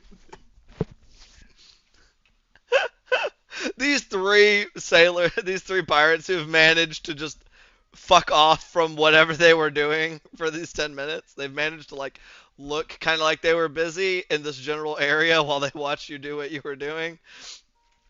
Just baffled, every one of them. Holy shit, it just looks like a normal fucking squirrel. It's like, dude's like, it does not look like it's suited for aquatic life at all. But I'll be damned. There it is. Just gonna greet Brilla again, telepathic stuff, and kind of, I guess. Huh? I don't know if squirrels do the dog shake thing, but get her a little bit dried out. I don't see why they wouldn't. I feel like I'm pretty sure like all furred animals kind of do that, where they kind of just kind of send some water. So you summoned her in the water just for the theater of having her climb up out of the water. Well, I don't think that. I was under the impression that they come to you from somewhere, that they don't just like get summoned out of nothing. So I just imagined that it was just like, Sure. out of line of sight. It's like, oh, I'm here. I came from behind this tree. That's where I was. Stage left, like that's stage left. Sure. I'm not intimately familiar with the exact wording, so why not? Right. Sure. Yeah. Let's have some fun with some sailors on the boat. Yeah. They seem to be thinking about it. You see one that already seems to be kind of pondering this information, just kind of like nodding to themselves. Yeah. Brila's resummoned. No longer dead, no longer deceased. She does just kind of Yeah, the other one, yeah. just like shaking her head as she just kind of glances out in the direction y'all came from. Bastard fish. Yeah, bastards, absolutely. Shaking her head. We All got right. it. Don't worry, they're taken care of. And we Nods. saved the boat that was on the boat. So. Squirrels kind of have thumbs, right? Just kind of gives it like a thumbs up. Yeah. Kind of like they kind of just does like a folds down the other appendages. It's clear it's supposed to be a thumbs up. All right. Anything else anybody would like to do for the rest of the day?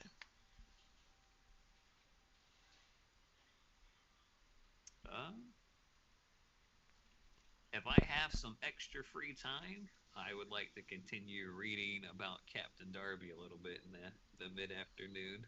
Easy enough to do. Yep. Reading through his swashbuckling adventures of on the high seas. A dashing fellow, really. A lot of just gaining a whole lot of context that you did not have previously. All right. All right. So it's not it's not a super long book, so you probably knock it out if you're spending a good chunk of time to it.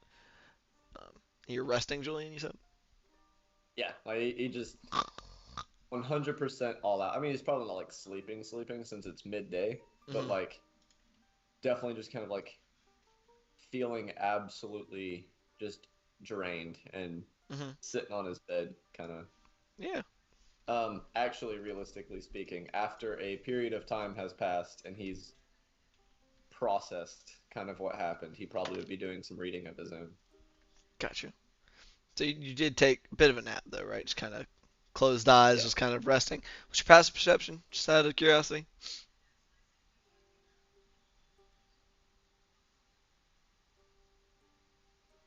13? 13. You go to finally get up and you go to get up and go to read or something after you've kind of laid down there and really kind of mellowed out and everything. Your blankets stick to you.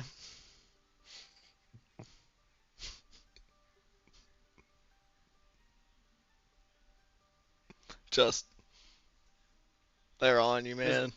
There's a just blank-faced silence for a solid like 30 seconds. I'm gonna kill him. You just hear a vague, like, you didn't notice until the door is kind of cracked, and you just hear scuttle. Oh, does he? Yeah, it scuttles I got off. spell slots, motherfucker. Eldritch Blast. No. Summon Shadow Spawn. Oh shit! Is it doing anything to him? Me. Oh fuck! Yeah, I'm sorry, Gloob. He just left. It's crazy. Are you even trying to, out of curiosity, are you trying to remove the blankets? Are you just like walking around with blankets glued to you? Yeah, while the Shadow Spawn is off chasing this thing, he is going to sit there and start to slowly peel them off. Make a strength check. Take 20 on this, he's not in a hurry. Nope. Not at first, no. Do I just roll until I succeed to see how long it takes? Or Yes, basically. DC 11 strength save. I just want to know how many rounds it fucking takes. 4. 4 rounds. So you're sitting there for half a minute trying to yank these blankets off of you. Roll some grapple checks. Wait, he's rolling these at advantage.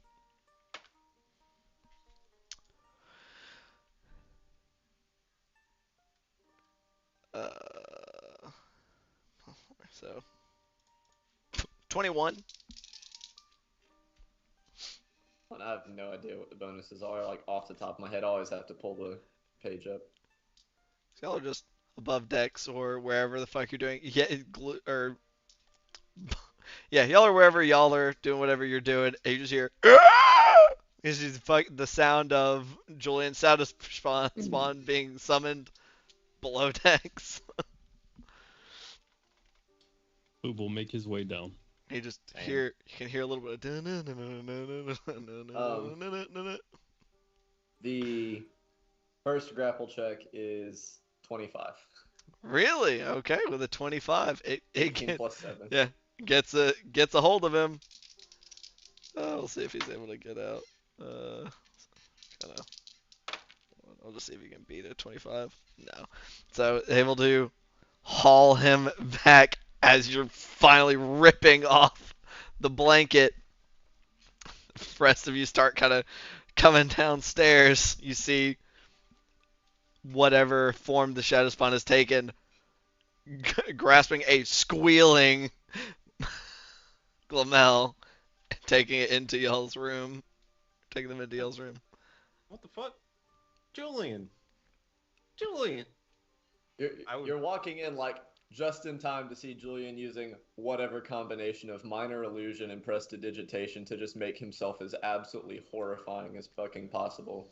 Like gets in this thing's face and is like, "Don't ever fuck with me or my shit again." Julian! Roll an intimidation check for me.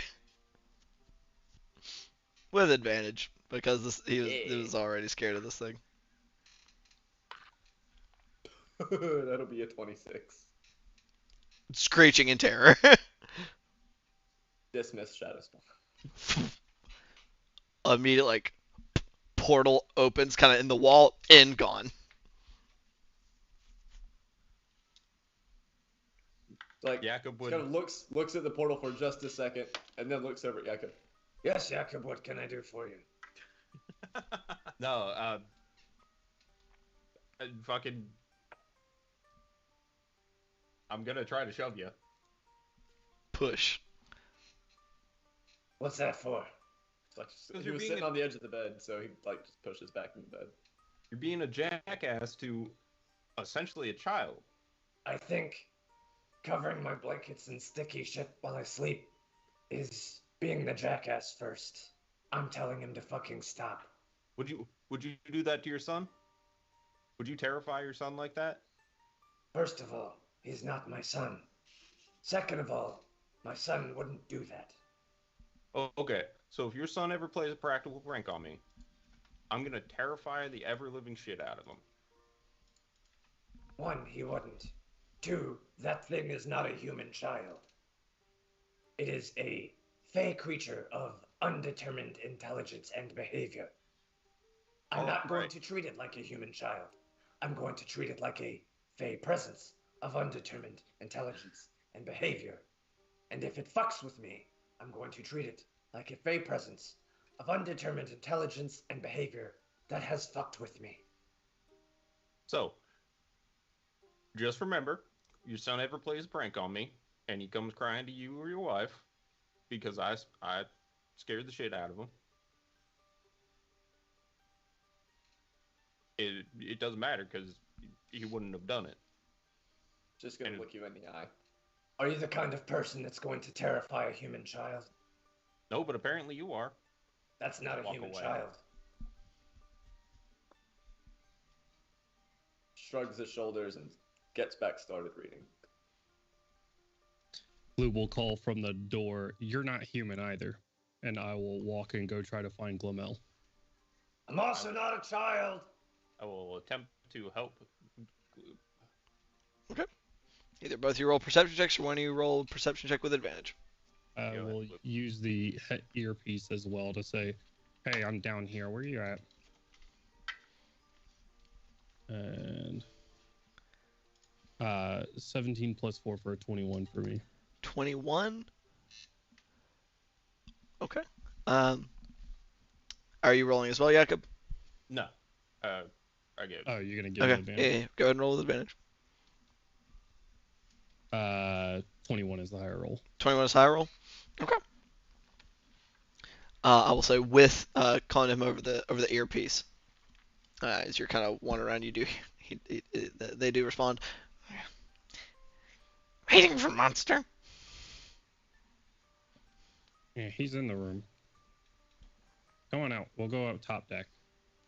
I'll say kind of as you're wandering around, and you don't see him down on that on the deck where you guys were down there. I mean, you kind of coming up, and as you're telling him to come out, you do see him kind of like in some of that secondary deck where just like a lot of random supplies and repairs and stuff. You see big yellow eye start to kind of peek up from like a giant tumble of rope. Slowly kind of creep out. Like as they start to creep out, kind of looking at the stairs for a second.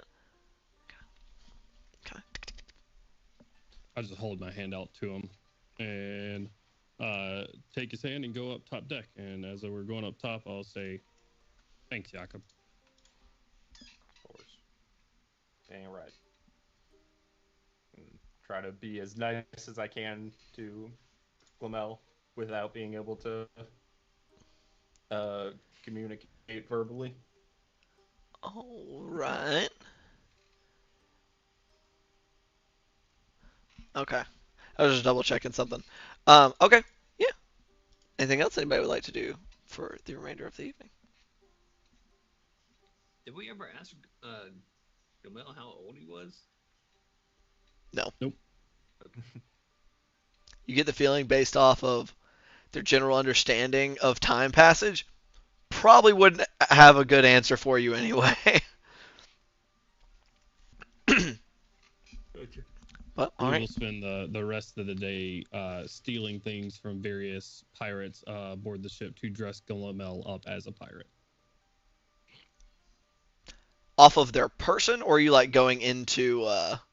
No, I'm just off of them. So like a bandana out of someone's back pocket, and like I assume it's gonna take a maximum of like 2 people to dress this small creature. But... I mean, in purely things that can be sleight of handed off of somebody's person, it'd probably take a little more because you basically be going, I'm going to wrap them in as many bandanas as possible. Like this is purely clothes and bandanas. Okay. Because everybody else is like they're wearing their clothes, like. I'm just envisioning this as like a bunch of those scenes from various movies where it like shows the clothesline just as something gets snatched off of it, but without you seeing what snatched it, and then just cut and paste a whole bunch of those scenes back to back. Just go ahead and roll a sleight of hand check for me. I'll just see how it goes. Just one? Sure. All right. One roll to rule them all. Is Glamel giving me advantage or no? Sure. Wonderful. Glamel's your partner in crime at this juncture. Jakob is looking the other way. 24. I don't think he would notice even if he tried, unfortunately. I feel like I would notice if Glamel started getting random, just like all of a sudden, just like, oh, here's one bandana. Here's Yeah. 2 bandanas. That's true. Bandana. Let's see where am I? Where'd you Where get am a pirate hat? Let me see here. I mean, they have a bonus to perception. He just has like some stuff that's like monikered or just has people's names on it. Like, is your last name Seamus? What? I'm gonna say so. People do begin to notice Glamel having random bandanas and or sashes beginning to slowly clothe their body, but nobody notices you take it off of their person. So there's just increasing amount of confusion. They'll probably figure it out eventually, but Glamel is soon just wrapped. Like a big sash or whatever, and like take my dagger and like carve it into like a vest. It'll all be like very rough, but. Oh yeah. Whatever. Are you trying to give them pants? Or just kind I of don't like. know if I'd be. It'd probably be more like a diaper made out of a bandana. To be completely honest. All right. But, There's After not much, like you said, Glamel is very small, so it doesn't take a lot. So there's just a few pirates going. My sash or my bandana. But Glamel is soon a lot less stealthy than they were earlier today, as they're now clothed in bright pirate colors. Anybody Yeah. that makes a fuss, I will hand 20 gold and say, just hand, just spread this out. No, To no, anybody I'll say that's who sells it. unnecessary. Nobody seems to really notice Okay. that it was taken from them. You do see some folks noticing, like some of the pirates noticing that Glomel Getting fancy. is now clothed. I don't gonna say it's met with a mixture of between general confusion and just kind of like, yeah,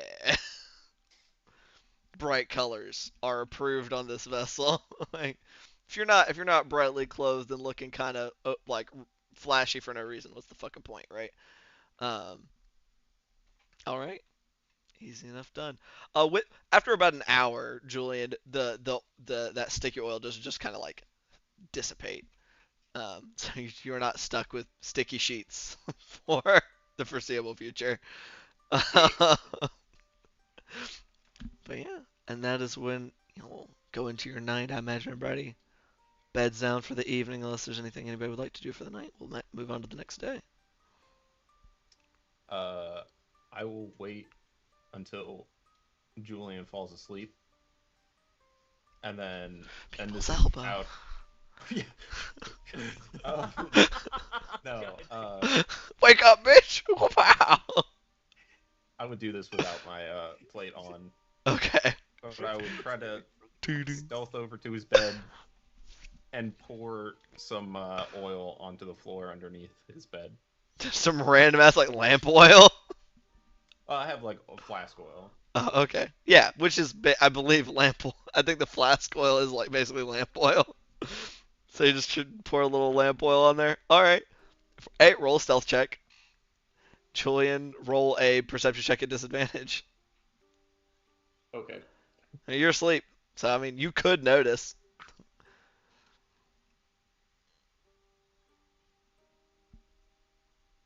15. Ah, beats me. Yep. You just Got a 9. Do I get advantage for him being asleep? I'll say that's the benefit is his perception check is at disadvantage. So that's kind of the benefit you get. You start to kind of. Yakov's not a quiet man. He's a big guy. He's not really used to trying to be quiet. So he's kind of creaking on the floorboards a little bit. Kind of bumps into the edge of the cot a smidge. Just kind of ruffles you awake, Julian. Just kind of. Julian's got dark vision, so he just looks over and is like, Jacob, what are you doing? I will look Julian in the eye and pour the oil on the ground. And then go back to bed. There's a puddle of lamp oil just next to your bed. I'm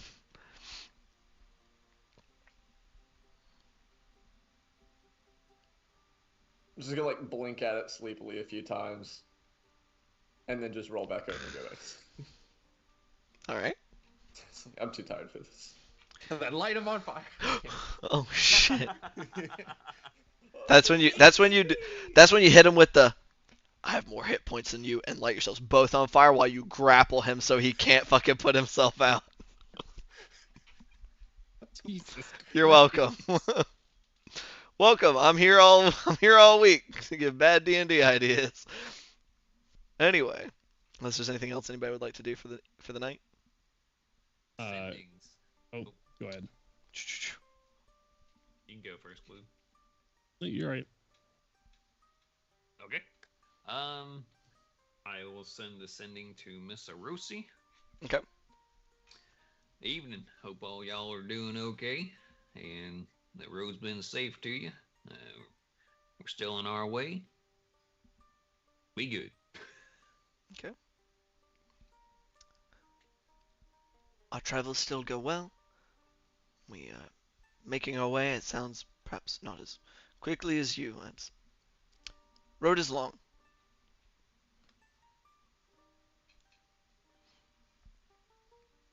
All right. I did not count them, so I'm not adding on more words. As I was not thinking. And just out of curiosity, you say Miss Rossi. What's her first name? Frank. I had to look at my notes. I don't fucking remember. What's my wife's name?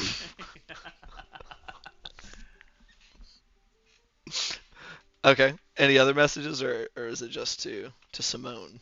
gonna send another one back to her. Hey, what's your first name?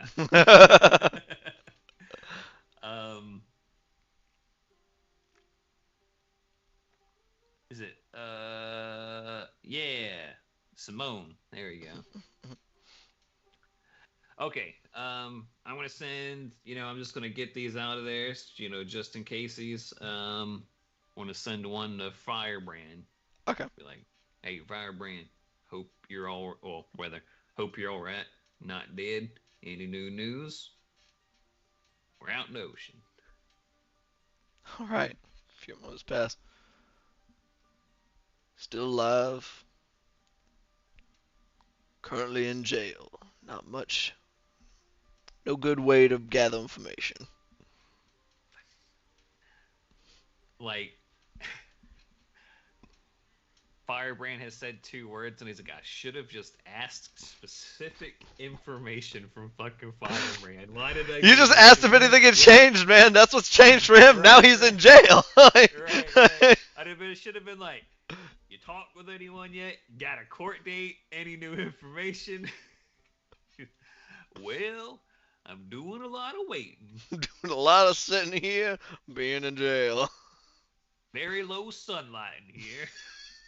It's like, fucking A, man. Maybe lacking in vitamin D. Not quite sure. And then I'll send the last message to, I guess, Captain Shepard. Ask him if any new news from that investigator. Still trying to find out more out here. So, I believe that our request should have only arrived not long ago. Hopefully we'll hear from him quickly.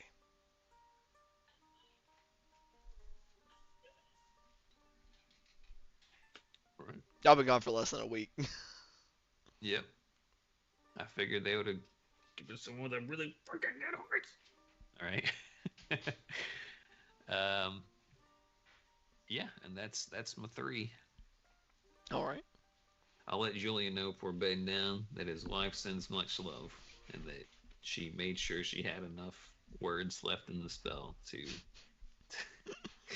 to say such things. And I roll an 18 on my deception check. A gruff woman is Miss Orosi. She said hugs and kisses. I don't say that. Anyway, yeah, that's all. And right.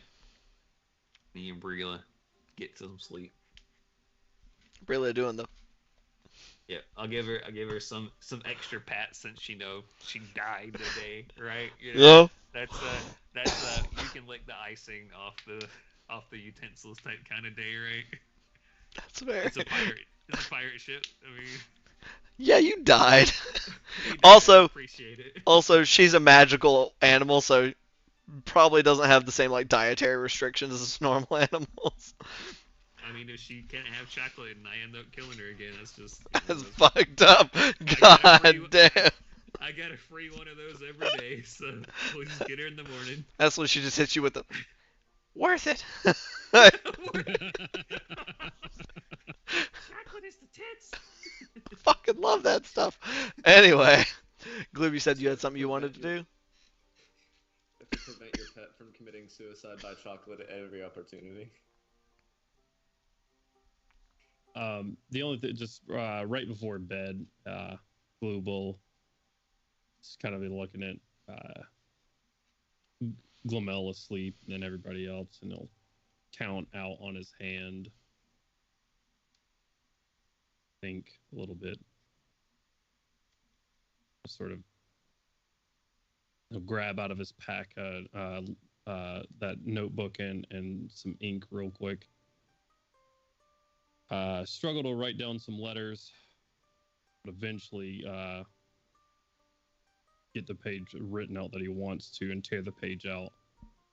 I'll reach in and grab one of those silver strands and he'll fold it up in the letter. Okay. And put it in his jacket pocket. All right. Fantastic. We pass into the night. And as we do so, that's where we're going to go ahead and take our break. So, Yeah. thank you guys for joining us. We're right. It's around that time. We're gonna take a quick break. Gonna go. Everybody stand up, walk around, refresh drinks, all that fun stuff. But we will be right back. I recommend you do some of the same. So you gotta remind yourself, hydrate and the like, and standing, important. But we'll be right back. Bye.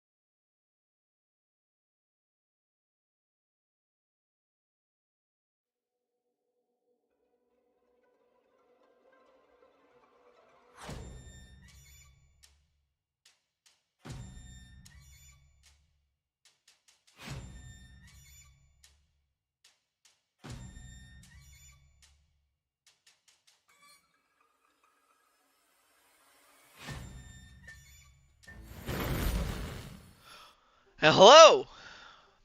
Welcome back. Welcome us back, because we're back again. With the same fellas. Same dudes, being bros, being guys. Doing stuff. And things. Scaring Fey babies. Scaring Fey entities that may not have, that may have the mental capacity as children. Of children. Been given no indication it's a baby. Given no indication that it's not either. But that's not the point here. We're here to play some more D&D. And on the first half, if you were with us and need a refresher, or if you weren't with us or joined us just now, these fellas opened tonight's session still being in combat, fighting some marrow that had laid bait at a wrecked vessel. they finished them off, taking some damage in the process. One last fuck you lightning bolt from one of the last surviving members, doing a little bit of extra damage. I think we got a nice amount of AoE damage on that fight. Felt good. But ultimately murdering them. Not seeming to find anything of value left on the vessel, except for one life that you guys managed to save, who was promptly very, very terrified of the fact that he was now on a pirate ship, which was not, from his initial assessment, much better from where he had been. However, Bart calmed him down, got him some food and water in his belly, made sure everybody was sure that he wasn't about to die, at least not right now.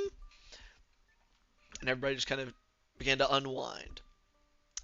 Julian, laying down for a nap, was the receiver of a bit of a prank from Glomel, who was still on the vessel, of course, and reacted very poorly, scaring the absolute piss out of him. Gloob and Jakob took affront to this, both kind of being like, that's fucked up to do, uncool, bro. Before going off and comforting Glomel and clothing him in sashes and fucking goddamn various and sundry accoutrement that could be stolen from the pirates. Gloob doing so unnoticed for the most part, though people were kind of weird, kind of confused, or like, hell yeah, for Glomel also being brightly colored in cloth. And then everybody started to go to bed. Jakob tried to prove a little bit of a point with some oil on the floor next to Julian's bed. Julian was way too tired to really care. Bart sent some messages of varying degrees of success, and Gloob wrote a bit in a piece of paper, tucking it into his jacket before going to sleep. And so that is where we are going to rejoin our heroes as we go into our evening. And because of my lack of forethought, we're still going to be using Tailspire for music, because I didn't think to move us over. And so now it's a little more clunky to do it, but whatever. The show must go on. I was like, oh no, combat. My third level spells, no. No. Yeah, dude. I got you, homie. But, Gloob, as you drift off into sleep for the evening, you dream. And dream and dream. Most of it's just nothing that particularly grabs your attention. Just maybe you're a bit on the boat, maybe you're dreaming of yourself like alongside Captain Darby, the things that Gloob normally dreams about. But at some point you kind of grow a little more cognizant of this dream. And it's familiar, but it doesn't have the same weight that it had previously, because you're getting flashes of running through the woods. Dark woods, but not so dark as it previously been. It seems there's a lot more. There are patches of light in the dark, and there's not just that same visceral terror. It just doesn't seem. It's not quite as scary anymore. And you just hear a voice, kind of almost like it's kind of right behind you, behind your shoulder, as you're kind of running through.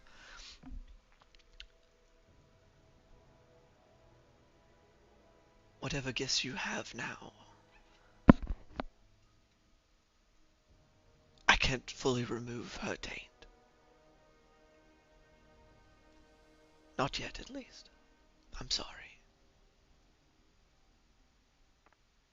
Do I see anybody if I turn? No. It just seems. I was like, you don't even quite have that much control of it. It's still. It seems like I said. It's not. You're not even like a full. Not a fully. Like not like you're. It's not like you're living and walking. It's like this is. It's almost like you're just kind of sat behind a driver's seat and watching a screen. Gotcha. You just hear that voice. Still faintly familiar. You feel like, but not quite. Pull back out to the rest of the dream and sleep the night away. And Julian. Oh no. Nothing so impactful as you've previously had, but just more of some familiar dreams that you've had before. hunting as a pack in the water, in the air, on land. No, like very similar to the dream you had where you were flickering between being the predator and prey, and you were being prompted to choose. But this time, very solidly, predator, predator, predator, predator, and every one of them at the moment at the hunt where you're of the kill, and always not solo, always with other entities, always with other members of your pack, of your pod, of something. Sometimes maybe they're parasitic, you're not quite sure. But whatever it is, they're helping you in the hunt.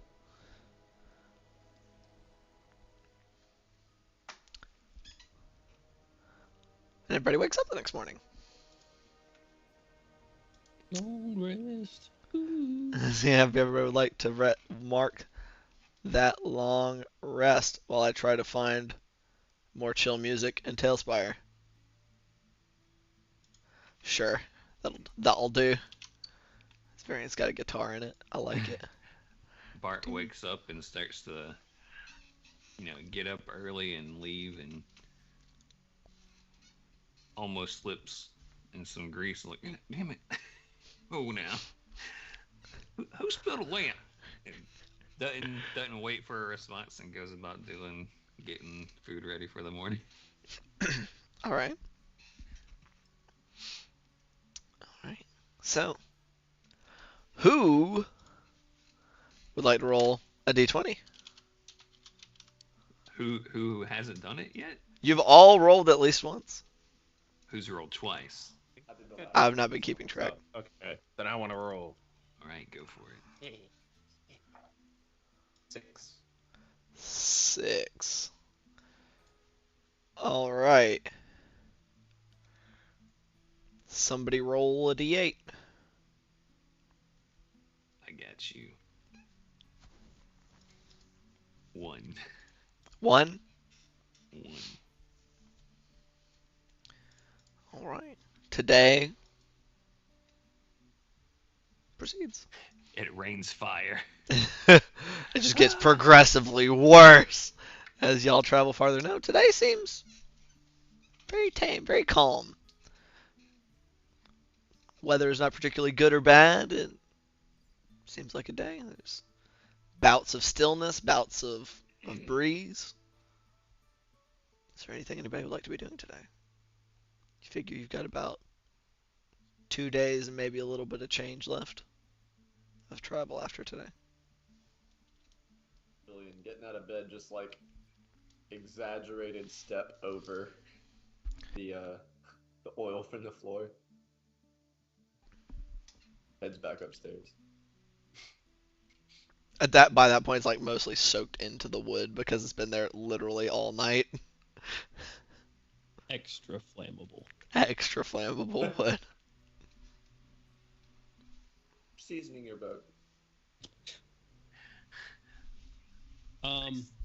If I'm not mistaken, is this the this is the 3rd day that Glomel has been around with us, or the 4th? This is definitely not the 4th. This would probably be the 3rd because you rolled him on your. I think it was the 2nd. It was either the 2nd or the 3rd day, so it's been 2 or 3 days that Glomel has been here fully. All right. Can you guide yourself whenever you cook? It lasts for a minute, so probably for like the beginning. Okay.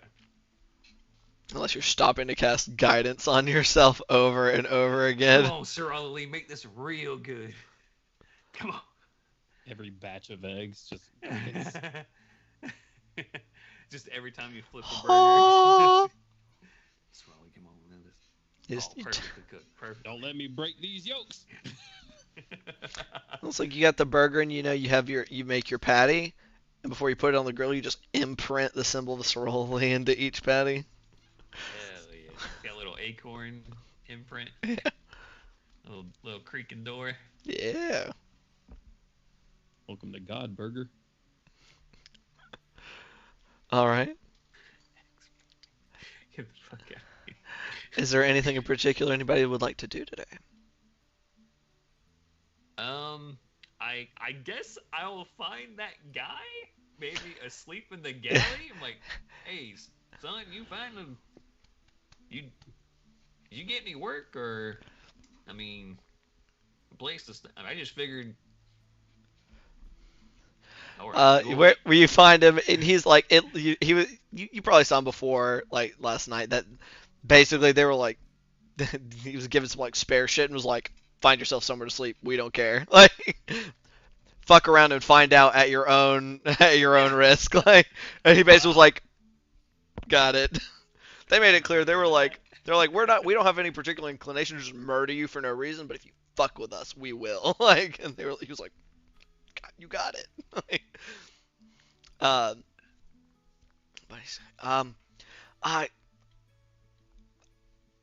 I think he's the first mate, the guy with a bit of a widow's peak. Not particularly remarkable looking at all. He's giving me a look that I find like really familiar. I suspect I won't be sitting around for very long. Just kind of like looks at some sunburns, like, just kind of, that's too bad. I get the feeling I won't be allowed to be idle. I'm gonna be getting a free ride. Yeah. I mean, it's not gonna be a free ride. I mean, we got you on the air. You're still gonna need to work, but I'm glad that you've been moderately accepted. Nobody has killed me. Yeah, that seems pretty good so far. Most of these people are good folks once you get to know them. He does look so like, are they though? It seems very familiar. You're like, wow, it looks like I was just looking at this face on Jakob yesterday when I was trying to tell him what good friends he could be with these guys. And he's like, are you sure? Where do these humans get this same dumb fuck expression from? Basically, yeah. Yeah, I'll just, ask him about the same type of information I've been asking of the other sailors, getting to know them while preparing a meal and stuff like that. And you're like, oh, I think so-and-so might be from there. You should talk with him or her. You're trying to get this guy to socialize with the pirates. Yes. I want to spend a day making friends with this guy. You're just gonna hang out with him. He's a pirate now.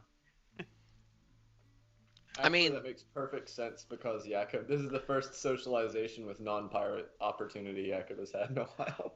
I will say that it'll grow a little difficult at some point because at some point he does get put to work. They're like, all right, buddy. New guy. Yeah. Hey, you, guy who's on our fucking ship.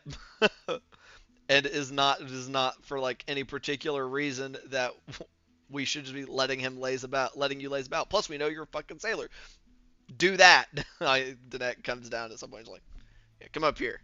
Somebody like, somebody busted their ass, or fill in for a bit. Oh, see you at the next mealtime. Yep. Very nervous. I think he just is like, yeah, sure, I'll do that. Mm-hmm. Does not seem to have taken to heart that he his potential to die at like any moment. So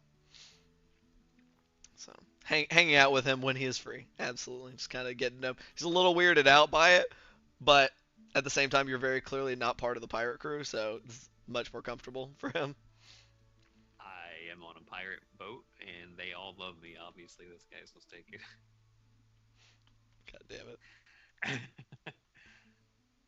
He says, I hear you talking out your ass now. No, okay, yeah. All right. Anything else anybody else would like to be doing in particular today? I'm splitting my time in between pranks with Glamel up top on deck, and I assume he, like a dog, takes naps throughout the day a lot. So while he's doing that, I'll just watch Artois and Arstead on the deck and listen in. Roll for nap. Yeah, he'd take a nap every now and then. He does, just like the hot being in the sun just definitely kind of wears him out, especially now that he's wearing clothes. is extra hot. But yeah, it does occasionally just kind of fuck off. And I assume you curb some of the worse ideas that may cause like actual conflict with these guys. If he tries to do anything hurtful to someone or anything harmful or like overly dangerous or whatever the case is, I will do my best every time that we do not do pranks to hurt people. Right. That pranks are for laughter, and if someone cannot laugh at it, it is not worth it. Right. So you probably pull a few that you're like, especially after the outburst from Julian last night, you're like, ooh, might not hurt him, but might not be worth the risk of reaction of just some of them. Most of it perfectly okay, but just a few that you're like, let's kind of dissuade that. Yeah, so you just kind of keeping an eye on Artois and Arstead. Mm-hmm. Okay.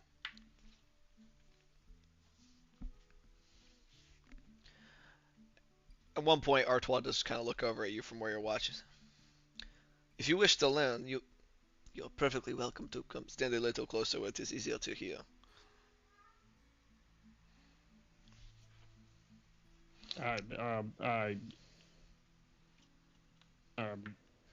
Yeah, I mean, yeah, you're asking, sure. Yeah. I would not discourage anyone from pursuing a life at sea similar to my own. Or at the very least, having the knowledge to do so if they decide.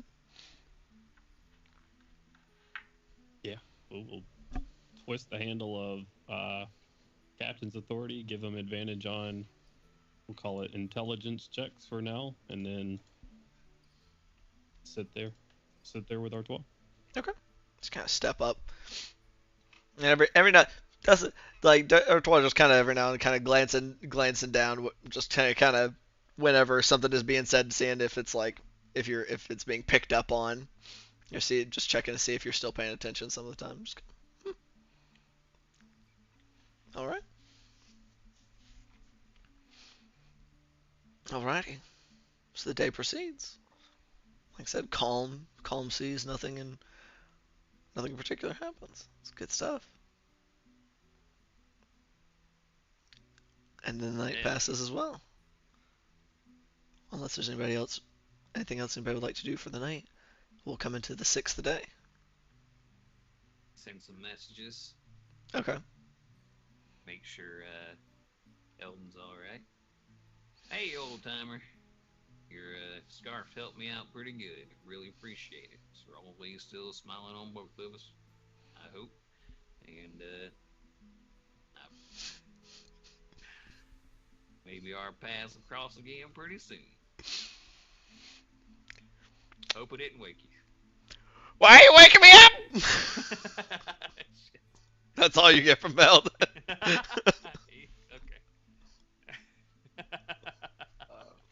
No longer being as drained as the previous evening, Julian probably would have sought out Bart towards the end of the night to be present for the messaging round and ask about one for Simone. Yeah, you see that I kind of already started. I probably have some sort of natural stance that I take. Like I might be like looking up, and then I'm just kind of like doing one of these right here. Like, wow, okay, I didn't think you could yell that loud when it was psychic sort of thing going on. You should know better. Like 1 point of fucking sonic damage in my brain.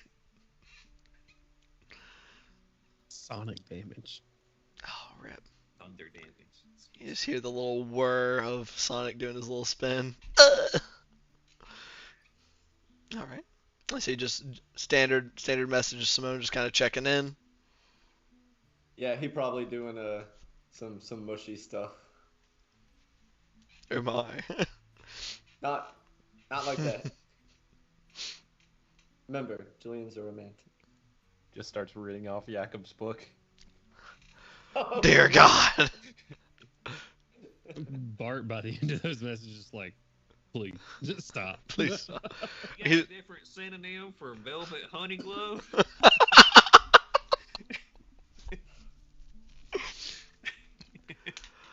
Oh god. Ooh, no. Oh, no. Okay. Yeah, unless there's like specifics you're wanting to get into, you get a response of, just of a non-erotica book reading sort. Are those the only 2 messages you're sending for today?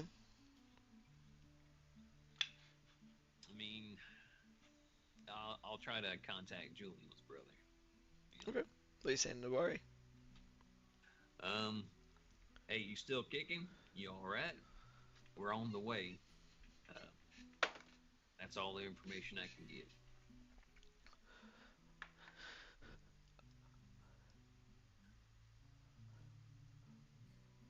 I pray you get here soon. I don't know where I am. It is dark, and I'm pretty sure there are monsters here.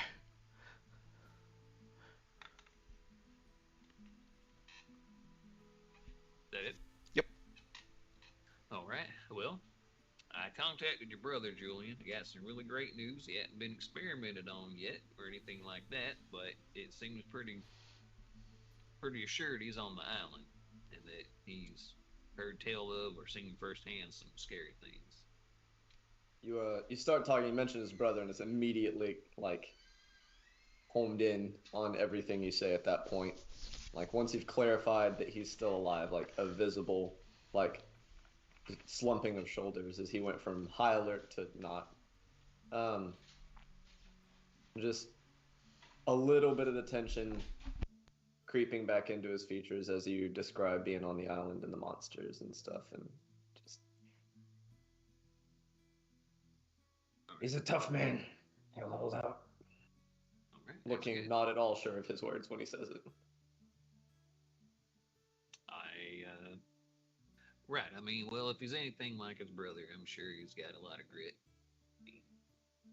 He's only got to kind of hang out there for a few days. You were there for a lot longer, right? Yep. But Or it's just gonna take that yet and be like, all right, that conversation's over. I don't want for him what they did to me. So Oh. Yeah, absolutely. That's not what I was saying, of course. Yeah, okay. But he's fine for now.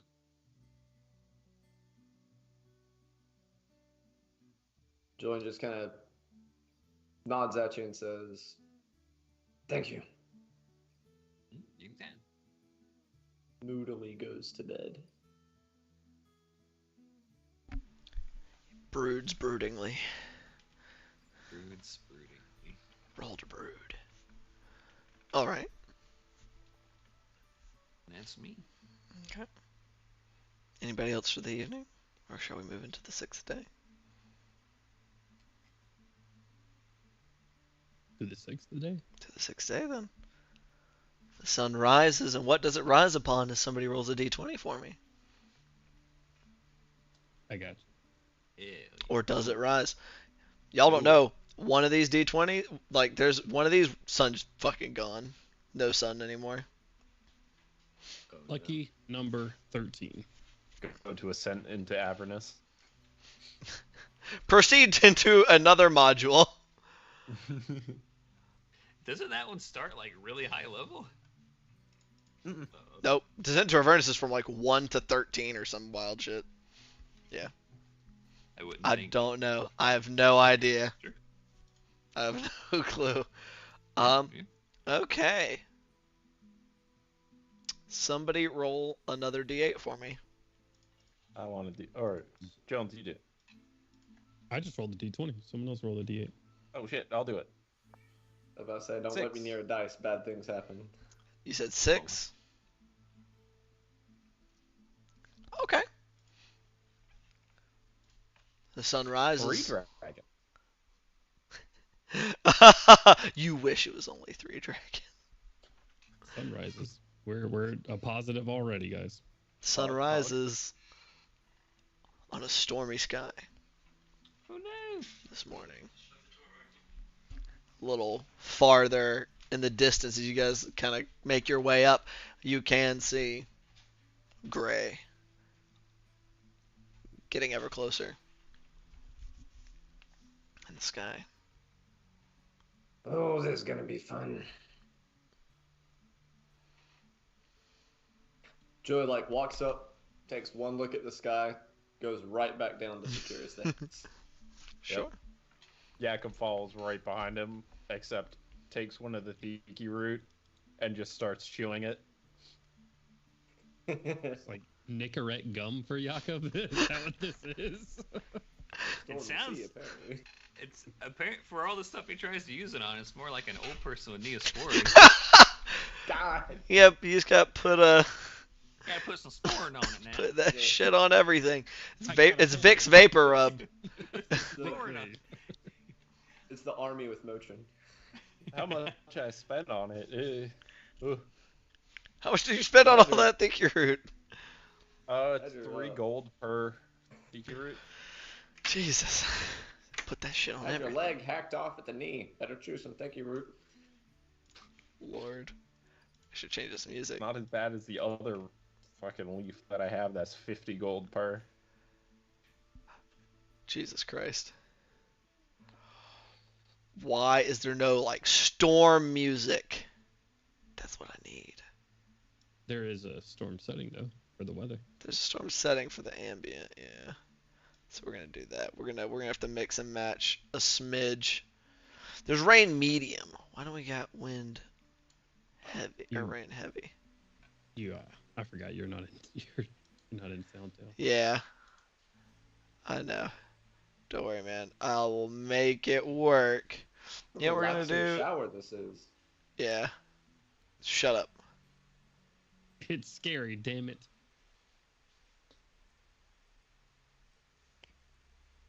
Okay, that's a little more intimidating than I wanted it to be. Yeah, that's a little much. Little much. We're not doing night meadow. Okay. So as you guys are sailing ever closer into a storm that is rough, as you guys go from where there were some waves, and it was definitely moved more than you guys did when you guys were much farther in. But it's a big ship, so you don't feel the rocking nearly as much. Y'all are getting into rocking to the side far, where if you're sat down, you got to brace yourself on something to stop from getting tipped over. Is everybody staying below deck? Who's where during this? Just out of curiosity. 100% up top. Okay. Julian knows better to fuck with sailors in the middle of a storm. They got a job to do, so he is downstairs. Okay. If they need help, they will call for him. I will be upstairs, and Bart will get armored up, and if he sees that it's a stormy day, he will prepare some different spells. So I'm going to work on that on myself just in case things get crazy. So staying down below. Okay. Julian's Oh, no, also- I mean, I'm saying the OOC, I'm working on that for a second. Right, I will be up and around in case people go overboard to do things. Okay, so you're going to be up top. You're going to be on Right. top of the deck. Okay. But I'll probably keep reeling below deck and anchor myself to a mast or something like that. Okay, fair enough. Easy enough to do. Jacob will attempt to bundle his plate together, but not equipped it. Right. So, I mean, that's easy enough. You have rope and stuff. You could, and you know what you're doing. Like you've done enough of some kind of soldiering to kind of fit things together to where you got a bundle of plate and you kind of got it wrapped up, kind of shove it into your pack if necessary. All right. Are you staying below deck or are you staying up top? Below deck, unless there's a call for assistance. All right. They shout help, we will go upstairs. Yeah.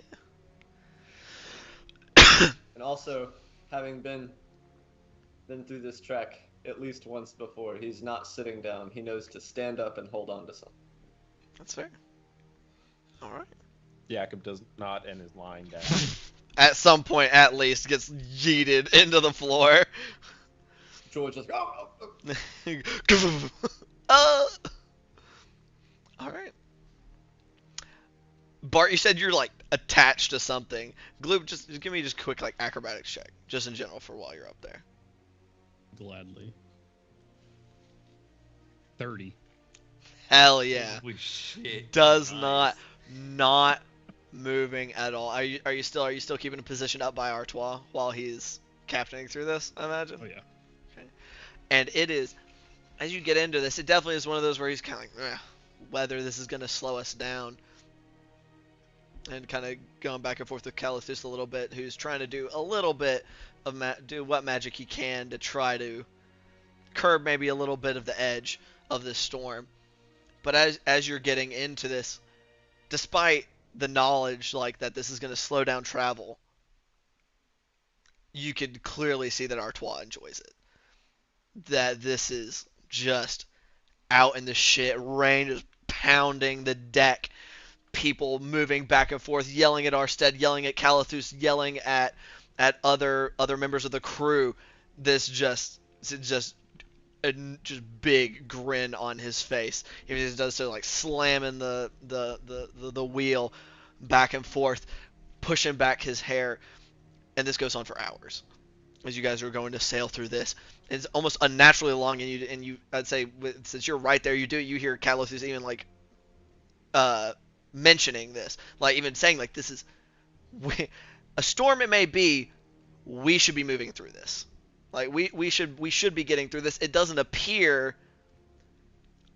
Roll a perception check for me real quick, Gloob. 12 plus 4 for a 16. For 16, okay. I'll say that is enough to very specifically see that this storm isn't moving. This storm appears to be fixed in place. And Artois acknowledges this. Well, we have to get through, do we not? Keeping right on. But you do note, especially with your 16 perception, he is keeping an eye as much on his crew and on the orders he's giving and everything. He's keeping an eye on the sky.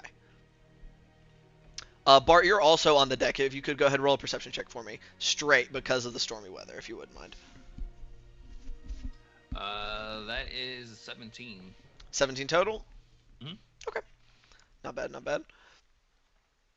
I'll say that both of you do notice.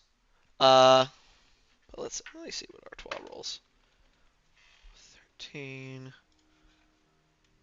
Oh, that's not the right page. Where's my boy? Okay, but not before Artois.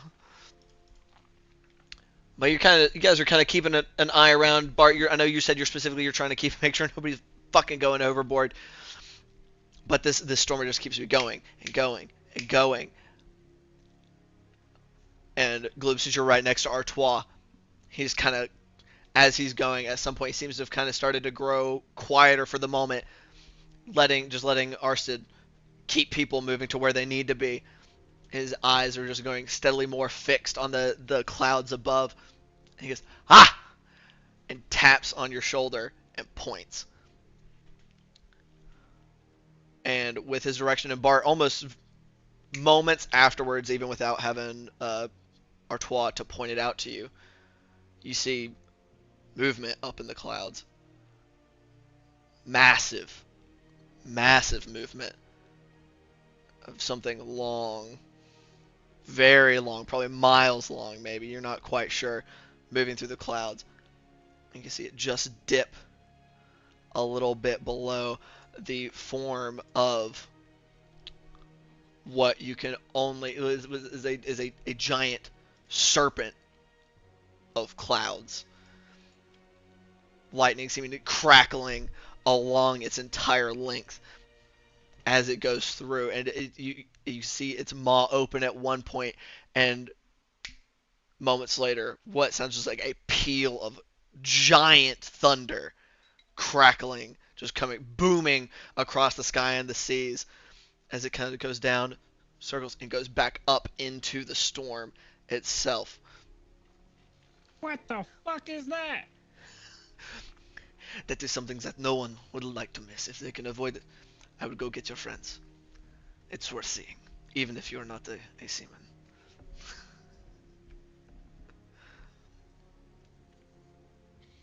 As he's like pointing down at the deck.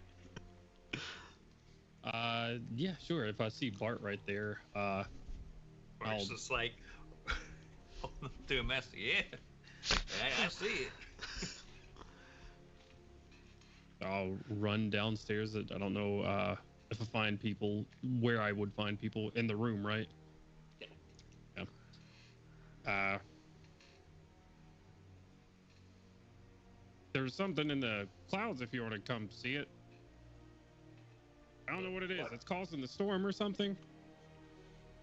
I don't know. Does Julian know of like any legendary cloud creature? Roll a Storm. history check. Yeah, could I make that roll as well? Sure. Not easy. Ooh, I get it pretty good.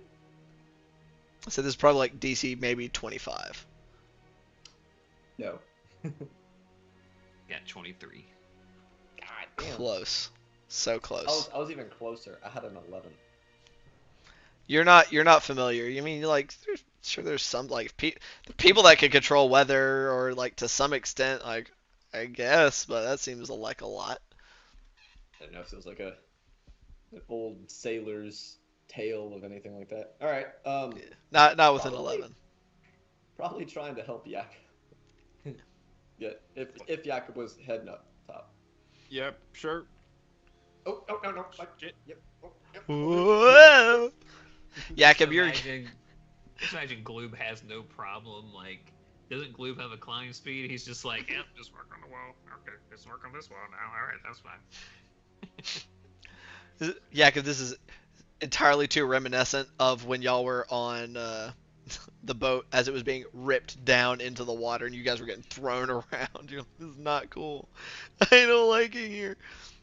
You guys eventually make it up, and it has like you can see like even with all that needs doing, there's like a ripple of silence and stopped motion as more people are noticing this thing as it is just dipping in and up out of the clouds. And even like now that you guys know that to watch for it, now you know where it's been traveling, you can see the flashes of the lightning in the clouds along its length as it seems to be kind of traveling around throughout these, never seeming to be coming much below the cloud surface, but up there nonetheless. What the hell? Captain, what exactly is that thing? It's got a name? I do not know any particular a name for any of them individually, but that is a force of nature. It is an elder tempest.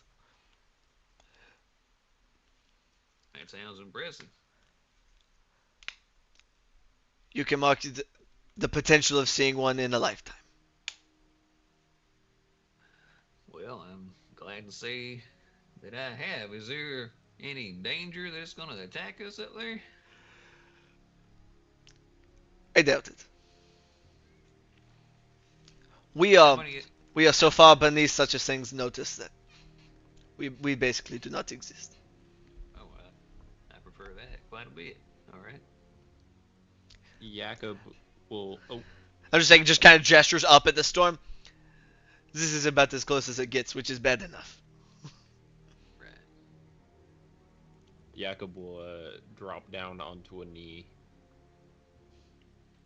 and just start praying the Heronians. Okay. Little hard to stay in the kneeling position, but you're a stubborn man with a good athletics check, so kind of ground yourself, hold on to something. You're like sheer muscles. Julian is probably just entirely like enraptured. Like this is awe-inspiring. So he's just lost to the moment. This is something reflected in quite a few faces across the deck of the ship. This is it like you said, it's watching a force of nature just traverse the skies right above you, and they all seem to have a reverence for that visual. Same. After it seems like everyone's going to be watching it for a little bit, and it is storming like shit. How wide is the deck of the boat? The deck of the ship is about at its widest point, about 40 foot across. Cool. We're just right there standing on that mast that I'm strapped to. I'm just going to go ahead and probably mess it up a few times, so it might take 15-20 minutes, but just do a little Lehman's tiny hut for people to have a little viewing bubble. I'll just like make it to where it's not obscuring, so that people can at least kind of see through, so if they need to like look at something on the other side of it, they're not shit out of luck. I'm assuming you're not excluding any of the pirates Right, from the I'm not bubble. excluding anyone. It's freely going out. It's just for the rain. Just for the rain. Exclude one guy from it. It's like Just one fucking just guy. like you guys know the Windex commercials, like a bird just full tilt in a fucking. As soon as he hits it, what did you do? That's fucked up. But easy enough to do, and yes, Glue. Oh no! I was Yeah. while you're. If Bart's in, like, are you in the hut? I can't not be in the hut. Oh yeah, that's right. I'm gonna walk over to you and just look up at it and say, "Is that one of your sky people?" No, I think if he called it a tempest, that might be some kind of, I'm guessing like an elemental or something, like something from like a big wind creature. I am correct in that assumption, I'm guessing. Yes. Yeah, actually, I mean like an elemental. Have you heard of one of them? It's like living fire or earth or water, but that one's made out of air. It's real big. I never knew they came that big. I mean, I heard tell that there were some, I mean, they're, just telling kids not to be so damn foolish around the river, that there were some water ones down there, but that's about the most I've probably heard of them from Gilbin. Never So seen one. Are sky people bigger or smaller? Oh, you don't really see them, no. Yeah, I mean, that's a... It's kind of... Yeah, you don't really see them. Depends on how big your heart is. We're both small. Sure. Not a literal meaning of how big your heart is. I mean, it's, how much you accept them into yourself, in a way, if you get what I mean.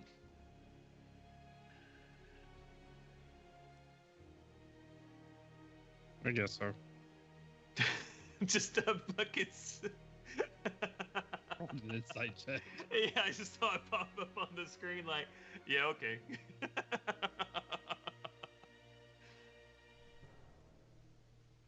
Okay. Go back on the deck with Artois. Gotcha. Yeah. Jakob will keep praying until somebody stops him or ask, like, maybe not bodily, but like, kind of like shakes him to get him out of the way.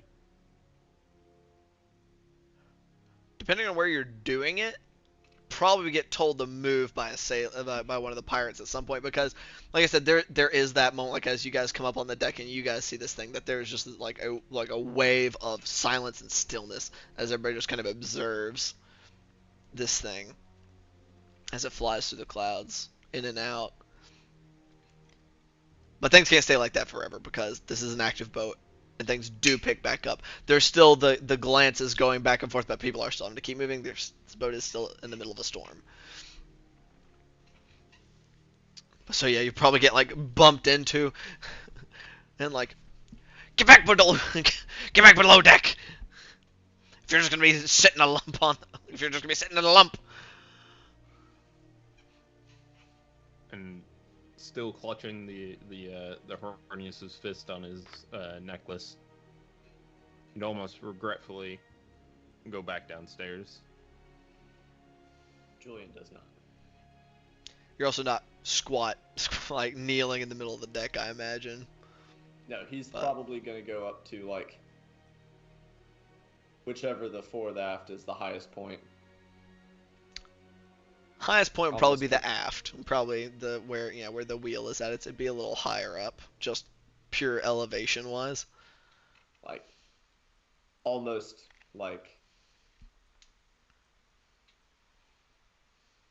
not unwittingly, but like as if like running on automation, he will like scramble up there while still looking up and find some out of the way corner to clutch onto and hold onto while watching. That's the closest you guys see it, is in these moments. As it doesn't seem to be, like I said, the storm doesn't seem to be moving. It seems to just be traversing within the storm itself. Just seems to be kind of going around, like almost like the storm, and where the miles the storm covers, the miles and miles, the tens of miles that the storm covers are its current territory, or where it's patrolling, or where it seems to stay within the clouds, but it does slowly pass out of y'all's vision as it seems to be going back towards the way you guys have come over the course of the morning and the early afternoon. And you pass through the rest of your day in a storm that you know is conjured, controlled by something almost beyond any of your comprehension. Jakob will spend the remainder of the day trying to draw the tempest in in his quarters. Like you saw, like I said, it's this big serpent made of clouds and lightning. Julian Doesn't watches draw back after it. Oh, my pop. You go ahead. He doesn't draw very well. I'm saying Julian probably like watches back the direction it was after they pass on for a good hour before very like hesitatingly going back below decks and just spending the rest of his day being like, holy shit. It's probably the closest he's ever come to like a positive religious experience. That's right. But the day does pass. Storm and Elder Tempest aside, you guys make it through. It does slow you down a little bit. I say a little bit, probably a good chunk. It's hard to keep on as straight a course or as speedy of a course in a storm that wild. So you figure you guys have lost maybe a day of travel.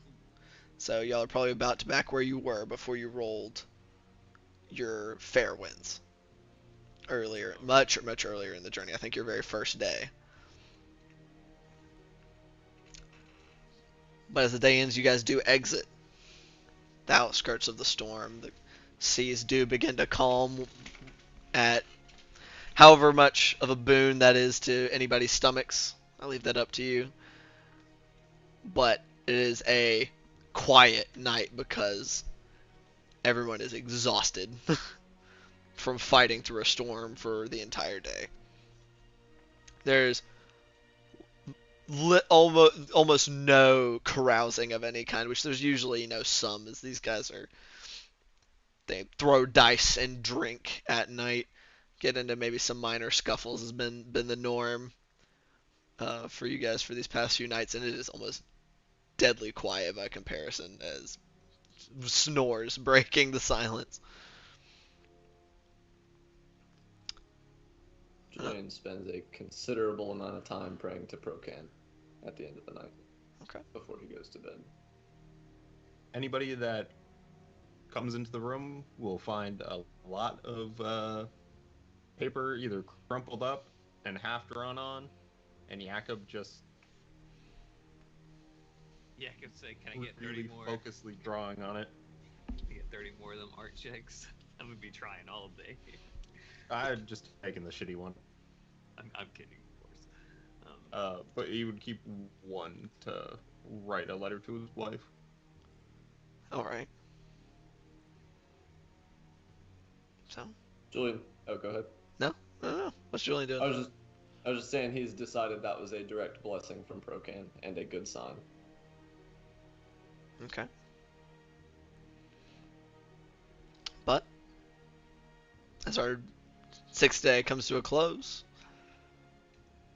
unless there's anything else anybody would like to do.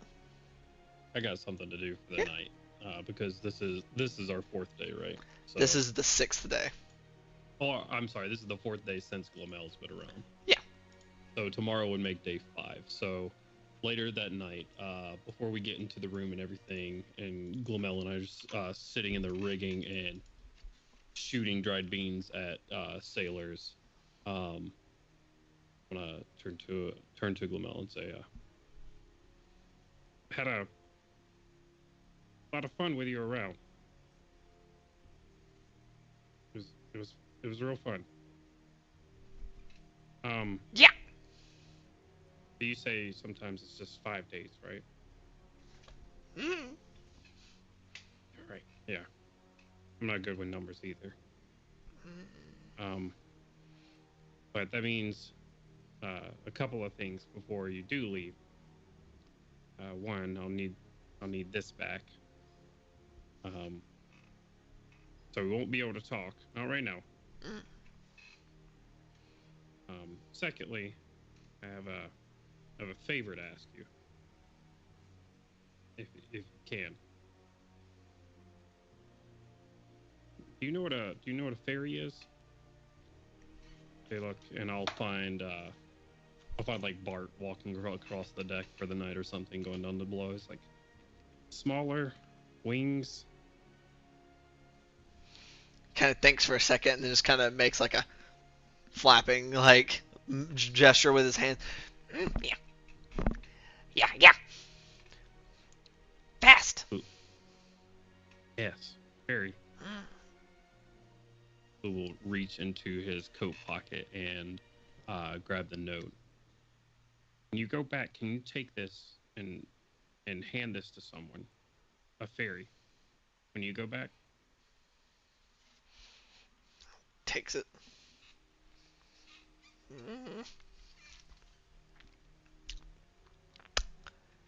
Kind of looks at it, looks at you, looks at it, looks at you.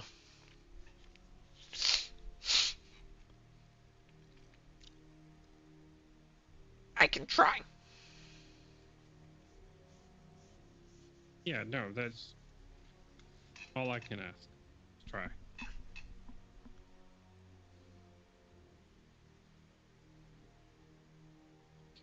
Thank you. It's a big, ugly grin. Teeth are all fucked up and pointy, and Gloob doesn't have the same standards of beauty that we do, so he'll just smile and nod, and hand the whistle stick over and hit that guy.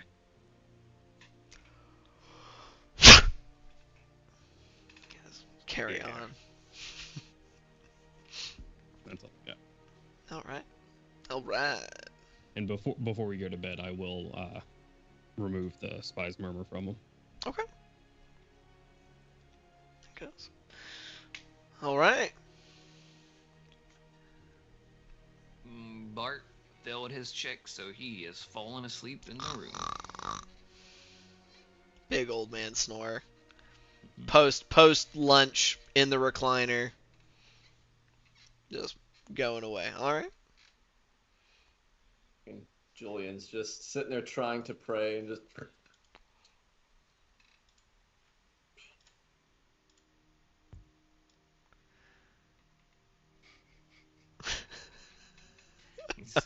You just see Brila doing one of those like double paw moves with the pipe, just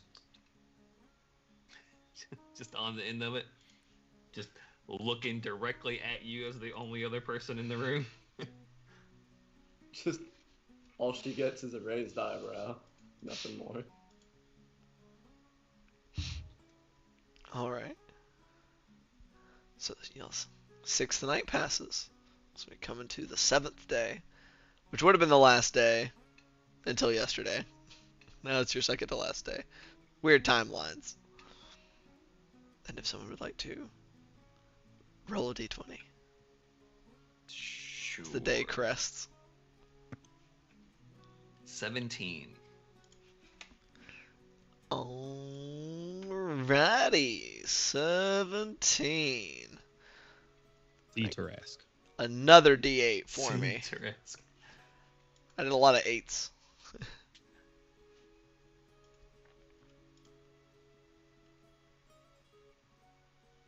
Another 1. Oh, 1. Another 1.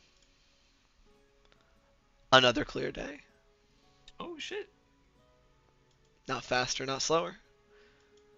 Another a day of calm.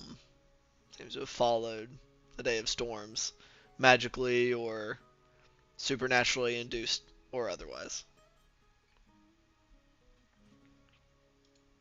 And Glomel is still there when you wake the next morning. Awesome. And I'll continue my day as normal. Okay. Do you give him back the earpiece or do you keep it? I'll give him back the earpiece. Yeah. Okay. At this point, he knows how it works. He reattunes to it. Okay. Anything in particular anybody wants to do for their 7th day? Oh shit. 7th day. Horde night. Watch out. And it's in the ocean too. How much worse could that possibly be? Horde night, but sharks. Oh god. That's a legitimate threat on the server we're on. Anyway. Demo sharks. Oh, yeah. Jacob, Shit, like 3 people were talking. I'm having some weird latency, so y'all go first. I was going to say, for the most part, Bart's not really doing a whole lot. I was going to see if there was any noticeable gloominess about Gloob, with his friend being perhaps soon to leave. If Gloob was kind of like more anxious over the past 24 hours or anything like that. Roll an insight check. Yes. 19. Not. I don't think Gloop's anxious. With a 19, he's maybe a bit anxious, just sort of, but not like sad. He's just sort of a question of when Glomel will go back. But maybe a little bit of anxiety tied to it, but nothing terrible. Just sort of like curiosity more than anything. Okay.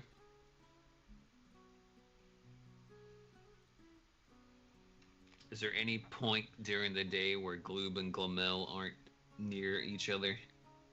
Yeah, like I said before, I imagine Glomel takes naps throughout the days. So Gloob spends his days like 8 a.m. to 10 a.m. pranks, 10 a.m. to 12 p.m. I got the system down. and Arstead, Okay. yeah. Okay. Much more chaotic and not as defined, but something like that. Not with a watch, just with a until you get bored. Exactly. All right. Yeah, I'll find Glomel on one of those days and sort of wave at him, gesture that just hold, kind of like a hold still, gonna do some magic, no threat type kind of thing, just trying to gesture. Roll persuasion check at disadvantage. Like, Shit. It's 14. 14, that's with your D4 and everything. That is with the D4. See how rebellious he's feeling. Less than 14 by a lot, because that's a 2. So gives in. Just kind of sits still and seems kind of like says some words that mean absolutely nothing to you. Well, while he's in the middle of saying that, I am gonna slap him. Yeah, slap him. That's fucked up. Yeah, I'm gonna slap him. I'm gonna. Oh shit. Okay, yeah. I'm gonna slap him with tongues. On Glomel. Yeah, on Glomel. Okay. So he's in the middle of saying stuff, and then I hear the second half of that sentence. Oh, what are you doing? I'm doing something so you can understand me. It'll last about an hour. The eyes. Yeah, I mean, it's not an easy thing to do, but I mean, now I You can speak understand. very now. No, I don't. It's just magic so you can understand me. You see the cogs turning. what have you done? Big slow nod. All right. So, you're not sure where you're gonna be leaving, right? That's what I understand. Now. Can you kind of feel it when it's about to happen? Maybe. I mean, how many times has this kind of thing happened to you before? Lots. All right.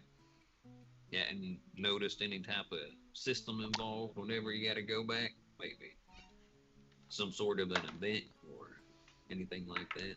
No. Okay. Well, I'm just trying to maybe get a heads up before you go. Might be able to say goodbye a little bit. Yeah, I mean, throws his hands up. it's just as weird to me as it is for you. Pretty normal. Well, yeah, I guess that's fair. Well, I think my buddy Gloob likes you a lot. As long as you're not, sticking my hands to drawers and stuff like that. And cabinets. It's a pretty good one. He's fun. But yeah, anyway, I was trying to see when you might be going, maybe if we do when you're leaving, we might be able to give you some gifts before you leave. He's kind of pats his sash vest. Got one. Anyway, well, as long as this spell lasts, what it's going to do is it works different for me because I'm the one that casts the spell. But as long as you go around and talk to people, you can say whatever you want to them, and to them, they'll just hear really nice things that come out your mouth.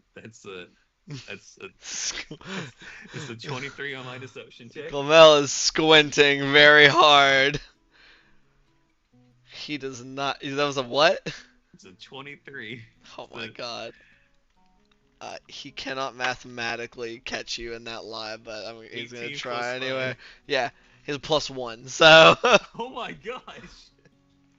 Well. They are very dexterous. They are not much of anything else. So I This mean, is kind of. if you want to, what I think would be pretty funny is that if you went upstairs where Gloob's at, and you just start, you say like a couple things, and people will start to hear you, and then just start saying really mean things, because he can still understand you from that earpiece, and he'll hear one thing, and the rest of the people will just hear nice things. So you can just walk up to someone and be saying something like, "It looks like somebody pooped on your face this morning. It smells twice as bad," and they'll just think that you complimented them so much. I mean, most of the crew might like you a little bit more if you did something like that too. Roll a persuasion check with advantage since he fucking believes that lie so well. Let's D4 here. That is 15 plus 4 plus 5, so 24 total. God damn. He thinks about it. I don't know. I think it'll be funny. I think Blue would find it pretty fun too. Kind of just then goes, okay. All right. Well, you have fun. Laugh. How long does that spell last? An hour. ODM. I'm gonna need you to roll something. What do you need me to roll? It is actually not concentration. All those concentration checks you'd have to make hanging out on the boat. You never know. There might be a really tough spot on one of these stains. Or grime on one of these plates or something. Yes, Julian. No, I don't know how this is gonna play out now. Julian was also going to wait for Glamel to be alone at some point. Uh-oh. Well, this could go sideways very quickly. I mean, just went to hopefully pull a not. prank, and then he's It's- just gonna chop this little guy's head off. No. I think it's gonna be dangerous for anyone. It could be awkward as shit. Well, he's currently on his way up to the deck, up to the top deck, after having spoken to Bart. Julian would have already been on deck and looking for Glamel. So you see his little motley looking ass come up. Mixture of bandanas and sashes and whatnot. Yeah.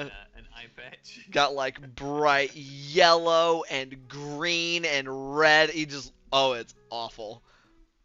But it's very pirate. But he just comes scuttling up the stairs onto the deck. So, since I'm assuming he would like freeze or freak out or whatever when seeing Julian based on previous, Probably Julian was so. like, hands up. Yeah, he notices you. Yep, Stops at the top of the hands stairs. Julian just, without moving at all, says, Look, I know you can't understand me, but I wanted to apologize for stuff the previous day. I still don't think you're a child. I think you're a little asshole. But perhaps I overreacted just a little bit. And I assume I'm not going to get another opportunity to apologize, and some of it is lost because we don't speak the same language, but I hope that something about this gets through. You're still a dickhead. he just like nods and then turns and goes back upstairs. So you're staying on deck? Well, what he was originally planning to do with his day was to fish, like, with a rod. Oh, I gotcha. But, like, before he got started was gonna... Yeah. Just like you say, he's just kind of talking. He's first saying, I know you can't understand me and blah blah blah. Just like slowly, like smile, just starts to widen as you talk. And as you turn to walk away, you just hear out from behind you.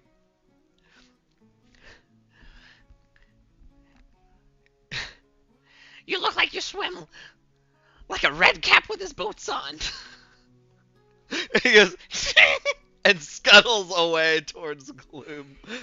Probably everyone within 100-foot radius hears, "What?" As he just whirls around, looking just bewilderment.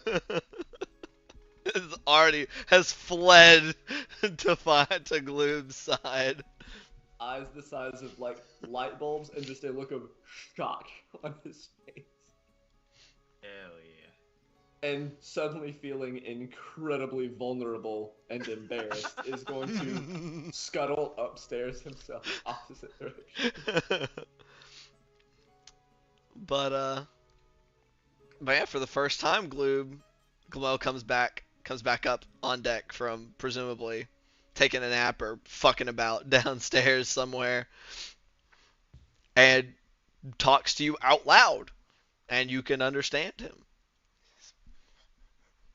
He's kind of chuckling. You probably heard him like start cackling as Julian whirls around and says, "What?" He just comes up and says, "Cabell can talk to Gloom now." Holy shit, you learned how to talk. He says, he does this gesture on his face. Oh wait, no, you don't have a beard anymore. He doesn't do that. He does this. Oh no, you don't have a mustache either. You shaved your whole face. That's just on your fucking character model. It's just my character model. It's complete Tell me he doesn't have any scruff going on.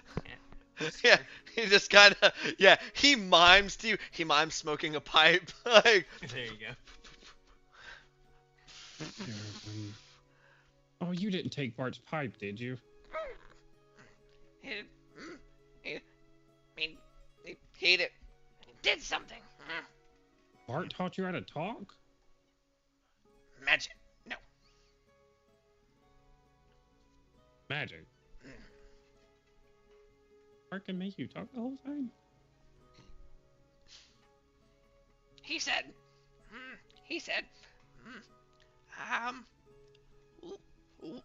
1 hour.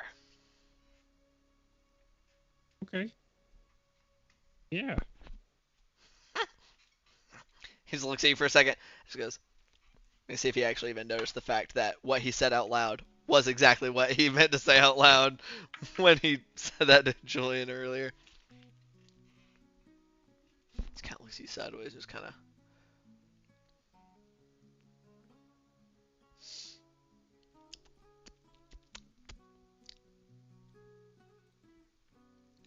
You like the underside of toadstools for fun?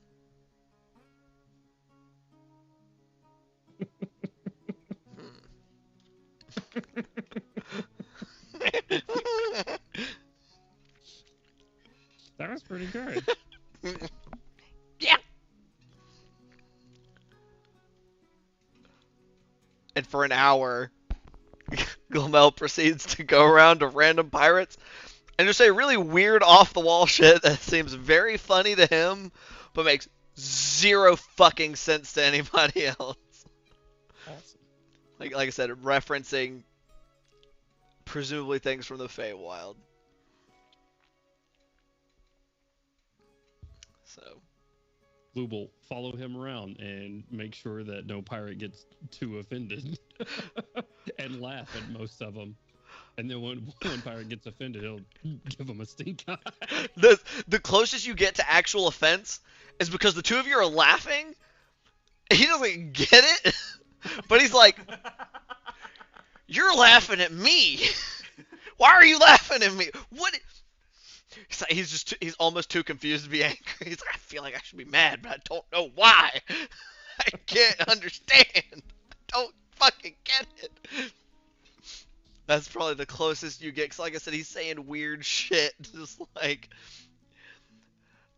it just doesn't make any sense. Like, there seems to be a lot of like insulting insulting people's ability to like tell untruths and things like that.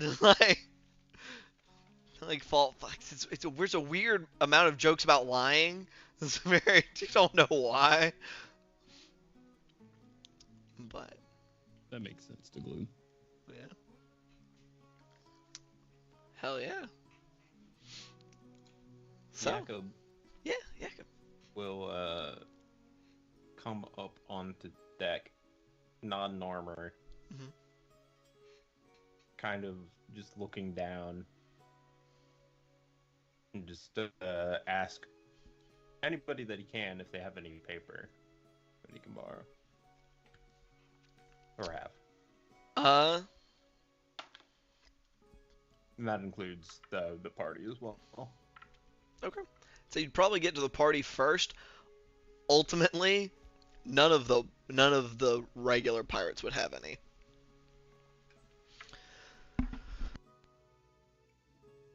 So you're kind of like, you're working your way through your options, and you'll eventually, if the party doesn't have any, you'll probably have to end up asking Artois.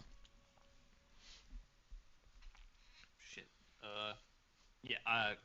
Bart has 28 pages of parchment if you need them. All right. I just deleted them out of my fucking inventory. Whoops. Yep. Ah. Well, then, yeah, Jacob will happily take all Yeah, 28. you know what? You can just have all 28 pages. There you go, Jacob. What do you You're need more than paper welcome. for? You're more than welcome to them. I mean, we can get more in the pirate town, I reckon, right? So not a big deal. Yeah, you go here. I mean, what good's parts are gonna do me on a boat? I can't just make like a paper airplane, just send them right on where they need to go. So yeah, go right ahead.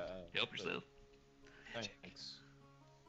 He's gonna take them eyes Yeah. still looking down and disappear back. You all right, son? Yeah, everything's fine.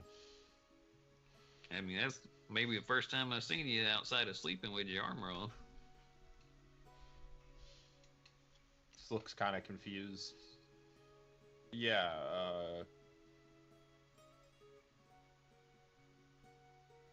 I tied it up last night so it wouldn't sink with the ship if we sunk. Okay. That's a really weird thing to say. I mean, is Yako noticeably being super weird right now? Yeah. Okay. All right. Well, maybe you want to talk about what you plan on writing with the paper, and I'll fork it over to you. Yeah, just some messages, All right. Sure. and I want to draw a little bit. All right. Practice makes perfect. Yeah, that's what I've heard. Hey, for practicing though, I mean, practicing's not super cheap. Might want to try to use front and back. That's my suggestion. Notice you added some balled up pages on the ground. Really nice. Yeah, I did that on those ones, and Right. I just couldn't get it. Just couldn't get it right. Okay, so you're doing some more drawings then. All right, yeah, that's fine. Does Thanks, Jacob seem obsessed about making this drawing correct? I mean, yeah. All right, well, I'll head below deck and at least give Jacob one good guidance whenever he sits down to start. I assume that he's already more than ready to start scribbling again and making more sketches as soon as he gets paper. There's an ink pot and a pen just on the floor. Actually, 2 ink pots. All right. Well, here's a D4 for you. Oh no. Oh, before you say what it is, can I at least for this first attempt be like, well, I think maybe its head was a little bit wider. You get the arcs on those kinds of clouds a little bit and give him advantage. Absolutely. All right. Just backseat drawing. I don't know. Okay, that's 22. 22. Fuck yeah, teamwork. Let's go. Yeah, went from a 2 to a 22. So Hell yeah. Awesome. I just imagine like he rolls the 2 as he gets started, and Bart reaches down and like flips the paper over. Perfect. Yeah, just with a little bit of help from Bart. You're still kind of like you said. This like brought you to your knees, in thinking about Heronius and everything, and just in what the enormity of this creature or entity was. So your hands still just like just a little shaky, trying to in the desire to capture that enormity on a little piece of paper. But you feel like the calm kind of settle over you as your hand stops to shake, as the guidance kind of settles over you, and Bart just kind of talk you through those first few strokes, and you just kind of enter an almost like meditative trance of just silence and just hand completely still, just gliding across the paper over and over again, and you capture it as well as could be done on paper in 2 dimensions.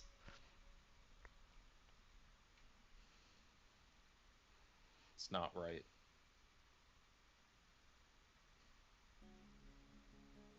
And next page.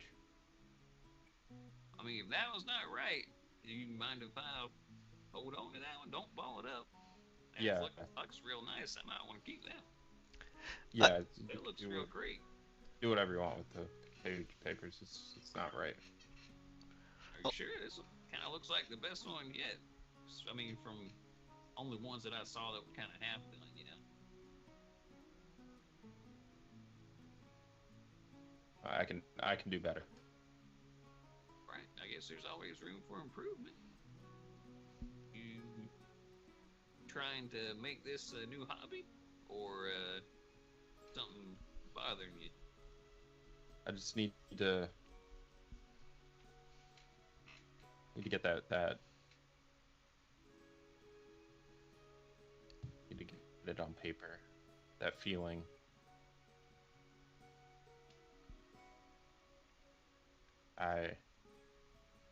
There's not a lot of times in life when you see something from God, one of your gods, and that feeling's just there's not a lot like that. I need to get that on the paper. Well, I mean, why didn't you say that to begin with? I know why you can't keep getting that kind of feeling on paper. If you feel like it came from a god, then it's already got it stenciled right there on you. It's already good and done. You'll carry it with you forever. I don't feel it like I did on the deck. I mean, can't make you feel that way forever now. But the memory will stay with you. How'd you feel on deck? I couldn't move. Everything just was so small in the face of Erroneous's justice. See the what he sent into the world to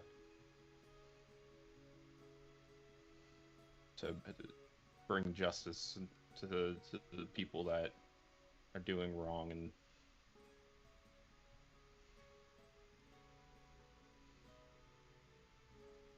I mean, it's an amazing thing for sure.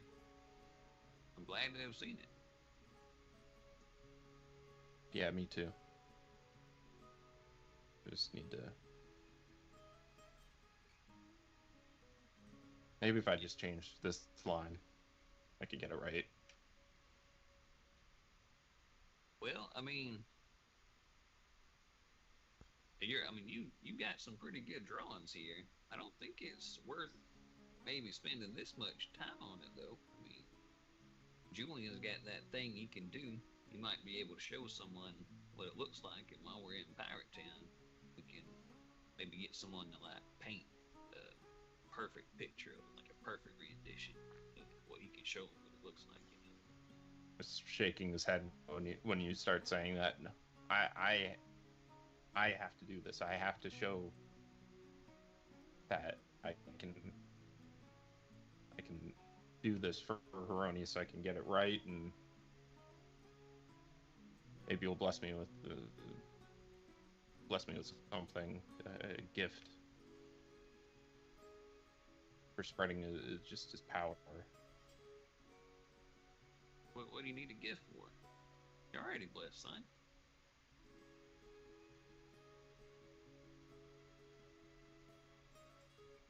Maybe just another moment like that on the deck.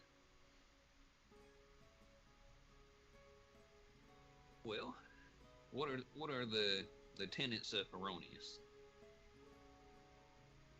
Oh, sorry. I mean, as far as I remember, it's being just and carrying out justice and things like that, right? Yeah, doing right by others, and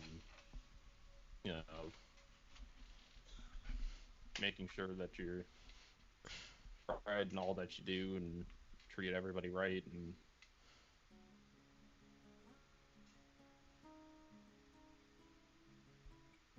protect the little people.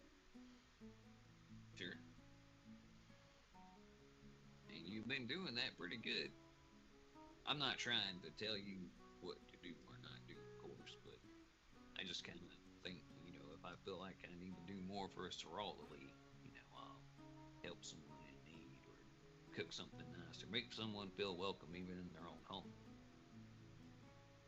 But I don't think Heronius is much the god of art or making nice pictures. as much as he might appreciate it, I think the best way you can respect him is helping someone. But if I can show the people where we're going his wrath of what they're doing, they may stop. You mean in Pirate Town? Yeah, of course. All right. You expect to show them all of this this greater tempest being in, like, threaten to invoke it upon them or something? I wouldn't. I can't control that, obviously. Okay. I mean, But to show them that if you can make them believe it, that's a pretty good bluff. I'm not gonna lie, but I can show them that he brought that into this world to punish those who are doing the things that they're doing. okay.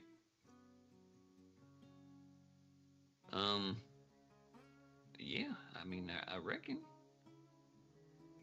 I kind of feel like there might be a lot of pirates that might not be the erroneous fear and sort. They kind of probably stay more to sea gods and stuff like that.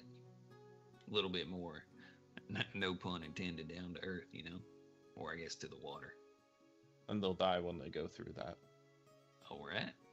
I was like, okay. Well,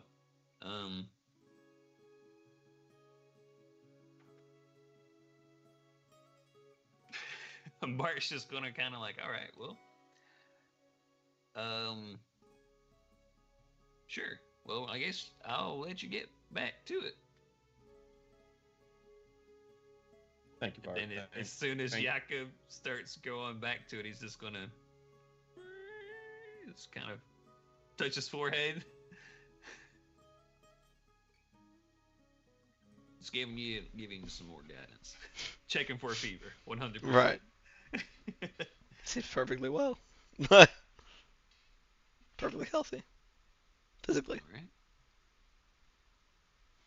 Alright.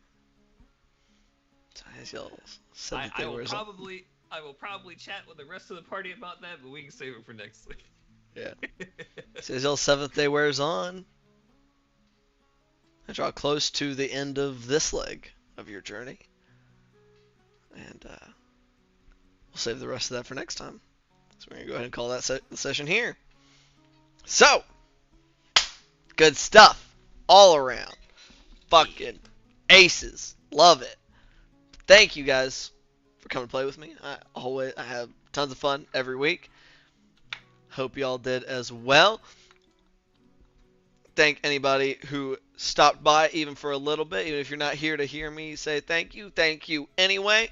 Good vibes always. And if you stuck around the whole time, love you still. Love you. Love all the love, all the good, the well wishes, the happiness. It's there. Coughing. But as you know, I'm gonna say it again because we said it before anyway. Click a link that should be popping up here momentarily from somebody, because somebody's the homie, and click on the link to the charity for the International Medical Corps, who's doing things to help people over in the Ukraine on the physical and mental health front. It's a good cause, so donate what you can. We appreciate it. I'm Ian, Dungeon Master. I DM this year's Champagne on Mondays at 7 p.m. Eastern Standard Time. Every Monday, except possibly maybe not next Monday. We'll see. It'll be on Twitter at Hard Knock Dice, so follow that Twitter if you want to know. On Saturdays, but not this Saturday for sure. My buddy over here, where is he? He's right here. I kept changing stuff formats. Gloob, aka Jonesy, the Johns, Eberron God, whatever your preferred reference to him is. He runs that game on Saturdays, and it's normally at 5 p.m. Eastern Standard, just not this time. Yeah, so go play D&D and watch people play D&D. It's a lot of fun. And specifically go watch these guys over here, Dork Tales. They're doing D&D things. We want to encourage that, so go show them some love, and we will see y'all later. Bye. Oh, I smacked my mic. I like how that was into the end. Bye.